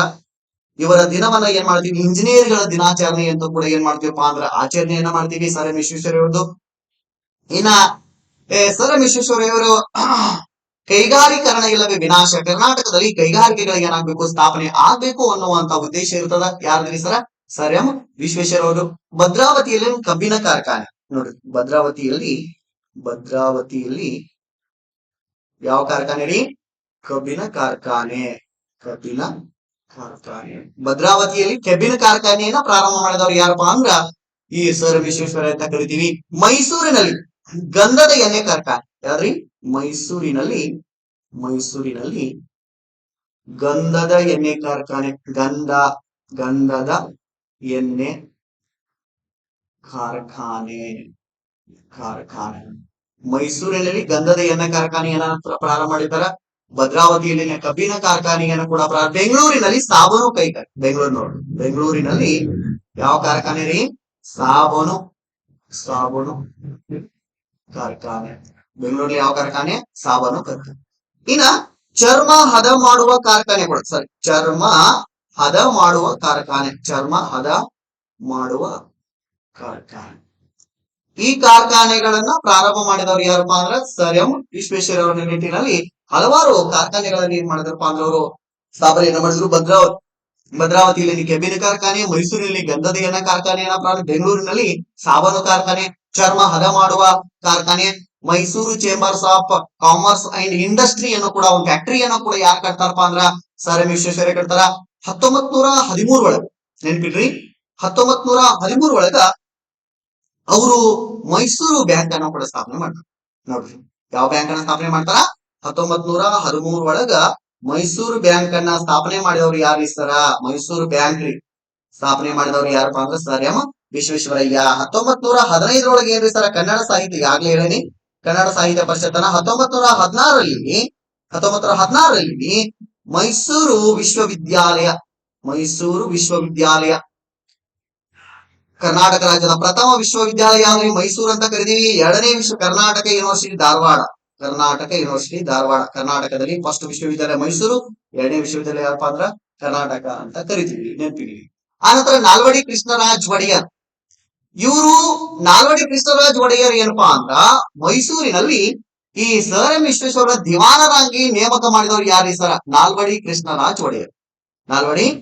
ಎಷ್ಟರಾಗ ಮಾಡಿದ್ರಿ ಸರ್? 1912ರಲ್ಲಿ ನಾಲ್ವಡಿ ಕೃಷ್ಣರಾಜ್ ಒಡೆಯರ್ರನ್ನ ಮೈಸೂರಿನ ದಿವಾನರನ್ನಾಗಿ ಮಾಡಿದವರು ಯಾರಪ್ಪ ಅಂದ್ರ ಸರ್ ಎಂ ವಿಶ್ವೇಶ್ವರಯ್ಯ ಮಾಡಿದವರು ಯಾರಪ್ಪ ಅಂದ್ರ ನಾಲ್ವಡಿ ಕೃಷ್ಣರಾಜ್ ಒಡೆಯರ್ ಅಂತ ಕರಿತೀವಿ. ಇನ್ನು ಮಹಾತ್ಮ ಗಾಂಧೀಜಿ ಬಗ್ಗೆ ನಿಮ್ಗೆ ಗೊತ್ತಾದ. ನೆಕ್ಸ್ಟ್ ಕ್ವಶನ್ ಹೋಗೋಣ. ಕರ್ನಾಟಕ ಪ್ರದೇಶ ಕಾಂಗ್ರೆಸ್ ಸಮಿತಿಯ ಮೊದಲ ಅಧಿವೇಶನ ಎಲ್ಲಿ ನಡೀತು ಅಂತ ಬಹಳ ಇಂಪಾರ್ಟೆಂಟ್ ರೀ. ಕರ್ನಾಟಕ ಪ್ರದೇಶದ ಕಾಂಗ್ರೆಸ್ ಕಮಿಟಿಯ ಮೊದಲ ಅಧಿವೇಶನ ಕೆಪಿಸಿಸಿ ಅಂತ ಕರೀತೀವಿ. ಯಾವ್ದ್ರಿ? ಕೆಪಿಸಿಸಿ, ಕರ್ನಾಟಕ ಪ್ರದೇಶ ಕಾಂಗ್ರೆಸ್ ಕಮಿಟಿ ಅಂತ ಕರಿತೀವಿ. ಇದ್ರ ಮೊದಲ ಅಧಿವೇಶನ ಎಲ್ಲಿ ನಡೀತ್ರಿ ಸರ್? 1920 ನೆನಪಿಲ್ರಿ? ಸರ್ ಯಾರ್ರಿ ಸರ? ಧಾರವಾಡದಲ್ಲಿ ನಡೀತಿ. ಎಲ್ಲಿ ನಡೀತ್ರಿ? ಧಾರವಾಡದಲ್ಲಿ ನಡೀತ್ರಿ. ಅಧ್ಯಕ್ಷತೆ ಯಾರು ವಹಿಸಿದ್ರಿ ಸರ್? ಗಂಗಾಧರ್ ರಾವ್ ದೇಶಪಾಂಡೆ. ಕರ್ನಾಟಕದ ಕೇಸರಿ ಅಂತ ಕರಿತೀವಿ. ಗಂಗಾಧರ್ ರಾವ್ ದೇಶಪಾಂಡೆ. ದೇಶಪಾಂಡೆ ದೇಶಪಾಂಡೆ ಗಂಗಾಧರ್ ರಾವ್ ದೇಶಪಾಂಡೆ. ಇವ್ರಿಗೆ ಏನಂತ ಬರೆದದ್ರಿ? ಕರ್ನಾಟಕದ ಕೇಸರಿ ಅಂತ ಕರಿತೀವ್ರಿ. ನೆನ್ಪಿಲ್ರಿ? ನೆಕ್ಸ್ಟ್ ರೀ, ಎರಡನೇ ಅಧಿವೇಶನ 1922 ಮಂಗಳೂರಿನಲ್ಲಿ. ಎಲ್ರಿ? ಮಂಗಳೂರು. ಸರ್ ಅಧ್ಯಕ್ಷತೆ ಯಾರು ವಹಿಸಿದ್ರಿ ಸರ್? ಸರೋಜಿನಿ ನಾಯ್ಡು ರೀ. ಯಾರ್ರಿ? ಸರೋಜಿನಿ ನಾಯ್ಡು. ನೆನಪಿಲ್ರಿ? ಸರೋಜಿನಿ ನಾಯ್ಡು. ನೆಕ್ಸ್ಟ್ ರೀ, 1923 ಯಾರ ಅಧ್ಯಕ್ಷತೆಯನ್ನು ವಹಿಸಿರ್ತಾರಪ್ಪ ಅಂದ್ರ ಇಲ್ಲಿ 1923 ಸಿ ರಾಜಗೋಪಾಲಾಚಾರಿ. ನೆನಪಿಲ್ರಿ? ಸಿ ರಾಜಗೋಪಾಲ್. ಸರ್ ನಾಲ್ಕನೇದ್ರಿ ಸರ್ 1926 1926 ಯಾರಿದ್ರಿ ಸರ್? 19 ಬಳ್ಳಾರಿ. ಎಲ್ರಿ ಸ್ಥಳ ಯಾವ್ದ್ರಿ? ಬಳ್ಳಾರಿ. ಇಲ್ಲಿ ಶ್ರೀನಿವಾಸ್ ಅಯ್ಯಂಗಾರ್. ನೆನಪಿ. ಕೆಪಿಸಿಸಿಯ 4 ಅಧಿವೇಶನಗಳ ಬಗ್ಗೆ ನಿಮಗೆ ಹೇಳೇನ್ರಿ. ಕರ್ನಾಟಕ ಪ್ರದೇಶ ಕಾಂಗ್ರೆಸ್ ಕಮಿಟಿ ಅಂತ ಹೇಳೀನಿ. ಧಾರವಾಡದಲ್ಲಿ ನಡೀತದ. ಫಸ್ಟ್ನೇ ಅಧಿವೇಶನ ಎಷ್ಟ್ರಾಗ ಸರ್? 1920 ಗಂಗಾಧರ ರಾವ್ ದೇಶಪಾಂಡೆಗೆ ಏನಾಗಿರ್ತಾನಪ್ಪ ಅಂದ್ರ ಅಧಿವೇಶನದ ಅಧ್ಯಕ್ಷತೆ ವಹಿತಾರ. ಅವ್ರಿಗೇನ್ ಬಿರುದು ಇರ್ತದೆ ಸರ್? ಕರ್ನಾಟಕದ ಕೇಸರಿ ಅಂತ ಕರೀತಾರೆ. ನೆನಪಿರ್ಲಿ. ಎರಡನೇ ಅಧಿವೇಶನ 1922 ಮಂಗಳೂರಾಗ ನಡೀತದ. ಆ ಅಧಿವೇಶನದ ಅಧ್ಯಕ್ಷತೆ ಯಾರು ವಹಿಸಿದಾರಪ್ಪ ಅಂದ್ರ ಸರೋಜಿನಿ ನಾಯ್ಡು ಅವ್ರು ಏನ್ ಮಾಡಿರ್ತಾರಪ್ಪ ಅಂದ್ರ ವಹಿಸಿರ್ತಾರ. ನೆಕ್ಸ್ಟ್ 1923 ಅಧ್ಯಕ್ಷತೆ ಸಿ ರಾಜಗೋಪಾಲಾಚಾರಿ. ನೆಕ್ಸ್ಟ್ 1926 ಬಳ್ಳಾರಿಯ ಜಿಲ್ಲೆಯಲ್ಲಿ ಶ್ರೀನಿವಾಸ ಅಯ್ಯಂಗಾರ್ ಏನಾಗಿರ್ತಾರಪ್ಪ ಅಂದ್ರ ಅಧ್ಯಕ್ಷತೆಯನ್ನು ವಹಿಸಿರ್ತಾರೆ. ನೆಕ್ಸ್ಟ್, ಭಾರತ ಸ್ವತಂತ್ರ ಕಾಯ್ದೆ ಯಾವಾಗ ಜಾರಿ ಬಂತು? ಗೊತ್ತಿದ್ದಾಗೆ 1947, 1932, 1950, 1924 ಭಾರತ ಸ್ವತಂತ್ರ ಕಾಯ್ದೆ ಇಂಡಿಯನ್ ಇಂಡಿಪೆಂಡೆಂಟ್ ಆಕ್ಟ್ ಅನ್ನೋದ 1947 ಕಾಯ್ದೆ ಜಾರಿ ಬರ್ತದ. ಈ ಇಂಡಿಯನ್ ಇಂಡಿಪೆಂಡೆಂಟ್ ಆಕ್ಟ್ ಅನ್ನುವಂತ ಕಾಯ್ದೆ ಏನ್ ಹೇಳ್ತದ್ರಿ ಸರ? ಏನ್ ಹೇಳ್ತದಪ್ಪ ಅಂದ್ರ ಭಾರತ ಮತ್ತು ಪಾಕಿಸ್ತಾನ ರಚನೆ ಮಾಡ್ತದ. ಭಾರತ ಮತ್ತು ಪಾಕಿಸ್ತಾನ. ಈ ಭಾರತ ಮತ್ತು ಪಾಕಿಸ್ತಾನ ರಚನೆ ಆಗೋಕ್ಕಿಂತ ಮುಂಚೆ ಭಾರತದಲ್ಲಿ 567 ದೇಶೀಯ ಸ್ವತಂತ್ರ ರಾಜ್ಯಗಳಿರ್ತಾವ. ಎಷ್ಟ್ರಿ? 567 ದೇಶೀಯ ಸ್ವತಂತ್ರ ರಾಜ್ಯಗಳಿರ್ತಾವ. ಈ ಇಂಡಿಯನ್ ಇಂಡಿಪೆಂಡೆಂಟ್ ಆಕ್ಟ್ ಏನ್ ಹೇಳ್ತದಪ್ಪ ಅಂದ್ರ ಈ 567 ಅಂದ್ರ ಗಂಗರು, ಚಾಲುಕ್ಯರು, ಹೊಯ್ಸಳರು, ರಾಷ್ಟ್ರಕೂಟರು, ವಿಜಯನಗರ ಸಾಮ್ರಾಜ್ಯ, ಕೆಳದಿಯ ನಾಯಕರು ಇಂಥವು ಎಷ್ಟು ರಾಜಮನೆತನಗಳ ಆಳ್ವಿಕೆ ಮಾಡ್ತಾರಪ್ಪ ಭಾರತ ದೇಶವನ್ನ? 567 ಈ 567 ರಾಜಮನೆತನಗಳಿಗೆ ಈ ಇಂಡಿಯನ್ ಇಂಡಿಪೆಂಡೆಂಟ್ ಆಕ್ಟ್ ಏನ್ ಹೇಳ್ತದಪ್ಪ ಅಂದ್ರ ನೀವು ಭಾರತಕ್ಕೂ ಸೇರ್ಕೋಬಹುದು, ಪಾಕಿಸ್ತಾನಕ್ಕೂ ಸೇರ್ಕೋಬಹುದು. ಭಾರತಕ್ಕೂ ಸೇರ್ಕೋಬಹುದು, ಪಾಕಿಸ್ತಾನಕ್ಕೂ ಸೇರ್ಕೋಬಹುದು ಅಂತ ಹೇಳ್ತಾರ. ಅವಾಗ ಎಲ್ಲಾ ಸಂಸ್ಥಾನಗಳು ಏನಾಗ್ತಾವ? ಕೆಲವೊಂದು ಪಾಕಿಸ್ತಾನಕ್ಕೂ ಸೇರ್ತಾವು, ಕೆಲವೊಂದು ಎದಕ್ ಸೇರ್ತಾವ್ರಿ? ಭಾರತಕ್ಕೂ ಸೇರ್ತಾವ. ಆದ್ರ ಇಲ್ಲಿ 3 ಏನಾಗ್ತಾವಪ್ಪ ಅಂದ್ರ ಭಾರತಕ್ಕೂ ಸೇರಂಗಿಲ್ಲ, ಪಾಕಿಸ್ತಾನಕ್ಕೂ ಸೇರಂಗಿಲ್ಲ. ಯಾವ್ದು ಸರ್? ಜಮ್ಮು ಮತ್ತು ಕಾಶ್ಮೀರ, ಜುನಾಗಢ, ಹೈದರಾಬಾದ್. ಯಾವ್ದ್ರಿ? ಹೈದರಾಬಾದ್. ಈಗ ನಿಮ್ಗೆ ಗೊತ್ತದ, ಜಮ್ಮು ಮತ್ತು ಕಾಶ್ಮೀರವನ್ನ ವಶಪಡಿಸಿಕೊಳ್ಳಾಕ ಪಾಕಿಸ್ತಾನ ಮೊನ್ನೆ ಪಹಲ್ಗಾಮ್ ಯುದ್ಧವನ್ನ ಮಾಡಿದ್ರು. ಯಾವ ಯುದ್ಧವನ್ನ ಮಾಡಿದ್ರಿ? ಪಹಲ್ಗಾಮ್. ಈ ಪಹಲ್ಗಾಮ್ ಯುದ್ಧ 26 ಜನರನ್ನ ಭಾರತೀಯರು ಏನ್ ಮಾಡಿದ್ರು? ಕೊಂದ್ರು. ಅದಕ್ಕೆ ಪ್ರತೀಕಾರವಾಗಿ ನಮ್ಮ ನೆಚ್ಚಿನ ಪ್ರಧಾನಮಂತ್ರಿ ಯಾರಪ್ಪ ಅಂದ್ರ ನರೇಂದ್ರ ಮೋದಿ ಅವರು ಕೂಡ ಏನ್ ಮಾಡಿದ್ರು ಅನ್ನೋದ್ರ ಬಗ್ಗೆನೂ ಕೂಡ ನಿಮಗ್ ಗೊತ್ತದ. ಉಗ್ರರ ಅಡಗುತಾಣಗಳನ್ನ ಕೂಡ ಏನ್ ಮಾಡಿದ್ರಪ್ಪ ಅಂದ್ರ ನಾಶವನ್ನ ಮಾಡಿದ್ರು. ಪ್ರಮುಖ ಉಗ್ರರನ್ನ ಏನ್ ಮಾಡಿದ್ರಪ್ಪ ಅಂದ್ರ ನಾಶಪಡಿಸಿದ್ರು. ಹೀಗಾಗಿ ಜಮ್ಮು ಮತ್ತು ಕಾಶ್ಮೀರವನ್ನ ವಶಪಡಿಸಿಕೊಳ್ಳಾಕ ಇವತ್ತಿಗೂ ಕೂಡ ಏನ್ ಮಾಡ್ತದ ಪಾಕಿಸ್ತಾನ? ತನ್ನ ನರಿ ಬುದ್ಧಿ ಏನ್ ಮಾಡ್ತದ? ತೋರಿಸ್ಕೊಳ್ತಾ ಇದ. ಅದ್ ನಿಮ್ಗೂ ಗೊತ್ತದ. ಹೀಗಾಗಿ ಈ ಪಾಕಿಸ್ತಾನ ಮತ್ತು ಭಾರತ ಇವ್ 3 ಏನಾದಪ್ಪ ಅಂದ್ರ ಯಾವ್ದಕ್ಕೂ ಸೇರ್ಲಿಲ್ರಿ. ಭಾರತಕ್ಕೂ ಸೇರ್ಲಿಲ್ಲ, ಪಾಕಿಸ್ತಾನಕ್ಕೂ ಸೇರ್ಲಿಲ್ಲ. ಹಾಗಾದ್ರೆ ಇವ್ ಏನ್ ಮಾಡಕತ್ರಿ? ಡಿಪೆಂಡ್ ಅಪಾನ್ ಇಂಡಿಪೆಂಡೆಂಟ್ ಆಗಿರ್ತೇವ ನಾವು. ಭಾರತಕ್ಕೂ ಸೇರಂಗಿಲ್ಲ, ಈ ಕಡೆ ಪಾಕಿಸ್ತಾನಕ್ಕೂ ಸೇರಂಗಿಲ್ಲ. ಹಾಗಾದ್ರೆ ಇಲ್ಲಿ 3ನೇ ದೇಶ ಆಗೈತ್ರಿ. ಎಷ್ಟನೇ ದೇಶ? ಭಾರತ ಹೊಡೆದ್ ಎಷ್ಟನೇ ದೇಶ ಆಗೈತ್ರಿ? 3ನೇ ದೇಶ ಆಗೈತ್ರಿ. ಆ 3ನೇ ದೇಶ ಆಗ್ಬಾರ್ದು ಅನ್ನುವಂತ ಉದ್ದೇಶಕ್ಕಾಗಿ ಭಾರತ ದೇಶದ ಉಕ್ಕಿನ ಮನುಷ್ಯ ಯಾರ್ರಿ? ಸರ್ದಾರ್ ವಲ್ಲಭಾಯಿ ಪಟೇಲ್. ಯಾರ್ರಿ? ಸರ್ದಾರ್ ವಲ್ಲಭಾಯಿ ಪಟೇಲ್. ಈ ಸರ್ದಾರ್ ವಲ್ಲಭಾಯಿ ಪಟೇಲ್ ಅವರ ಒಂದು ಮುಖ್ಯವಾದ ಉದ್ದೇಶ ಏನಪ್ಪಾ ಅಂದ್ರ, ಮೂರನೇ ದೇಶಕ್ಕೆ ಬಿಡಂಗಿಲ್ರಿ. ಈ ಜಮ್ಮು ಮತ್ತು ಕಾಶ್ಮೀರವನ್ನ, ಜುನಾಗಢವನ್ನ, ಹೈದರಾಬಾದನ್ನ ಭಾರತದ ಒಳಗೆ ಸೇರಿಸಿದಂತ ಏಕೈಕ ನಾಯಕ ಯಾರಪ್ಪಾ ಅಂದ್ರ ಅದು ಸರ್ದಾರ್ ವಲ್ಲಭಾಯಿ ಪಟೇಲ್ ಅಂತ ಕರೀತೀವಿ. ಇದು ಇಂಡಿಯನ್ ಇಂಡಿಪೆಂಡೆಂಟ್ ಆಕ್ಟ್ ಅಂತ ಕರೀತೀವಿ. ಇನ್ನ 1932ರಲ್ಲಿ ಪುನಾ ಒಪ್ಪಂದ ಆಗ್ತದ. ಯಾವ ಒಪ್ಪಂದ ಆಗ್ತದ? ಪುನಾ ಒಪ್ಪಂದ. ಪುನಾ ಒಪ್ಪಂದ ಆಗ್ತದ. ನೆಕ್ಸ್ಟ್ 1950 ಸ್ವತಂತ್ರ ಜಾರಿಗೆ ಬರ್ತದ, ಸಾರಿ ಸಂವಿಧಾನ ಜಾರಿಗೆ ಬರ್ತದ 1950ರಾಗ. 1924ರಾಗ ನಿಮ್ಗೆ ಗೊತ್ತದ ಮಹಾತ್ಮ ಗಾಂಧೀಜಿಯವರು ಬೆಳಗಾವಿ ಕಾಂಗ್ರೆಸ್ಸಿನ ಏಕೈಕ ಅಧಿವೇಶನವನ್ನ ಕೂಡ ಏನ್ ಮಾಡಿದ್ರಪ್ಪ ಅಂದ್ರ ಇಲ್ಲಿ ನಡೆಸಿದ್ರು ಅನ್ನೋದ್ರ ಬಗ್ಗೆನೂ ಕೂಡ ನಿಮ್ಗೆ ಗೊತ್ತದ. ಹೀಗಾಗಿ ಇವತ್ತಿನ ಕ್ಲಾಸ್ ಒಳಗ ನಾವು ಈ 12 ಕ್ವಶನ್ ಅನ್ನ ಏನ್ ಮಾಡಿದ್ವಪ್ಪ ಅಂದ್ರ ಡಿಸ್ಕಸ್ ಅನ್ನ ಮಾಡಿದೀವಿ. ಬಹಳ ಇಂಪಾರ್ಟೆಂಟ್ ಆಗಿದ್ದ ಕ್ವಶನ್ ಅನ್ನ ಡಿಸ್ಕಸ್ ಮಾಡ್ತಾ ಇದೀವಿ. ಹೀಗಾಗಿ ನಮ್ಮ ಈ ಚಾನಲ್ಗೆ ಹೆಚ್ಚಾಗಿ ಏನ್ ಮಾಡಿರಪ್ಪ ಅಂದ್ರೆ ಸಪೋರ್ಟ್ ಮಾಡ್ರಿ ಅಂತ ನಿಮಗ ನಾನು ಕಳಕಳಿಯಿಂದ ಕೇಳ್ತಾ ಇದ್ದೀನಿ. ಎಲ್ಲರೂ ಈ ಕ್ಲಾಸ್ ಅನ್ನ ಕೇಳಿ ಅಂತ ಹೇಳ್ತಾ ಈ ಕ್ಲಾಸ್ ಅನ್ನ ಇಲ್ಲಿಗೆ ಮುಕ್ತಾಯಗೊಳಿಸ್ತಾ ಇದೀವಿ. ಜೈ ಹಿಂದ್, ಜೈ ಕರ್ನಾಟಕ.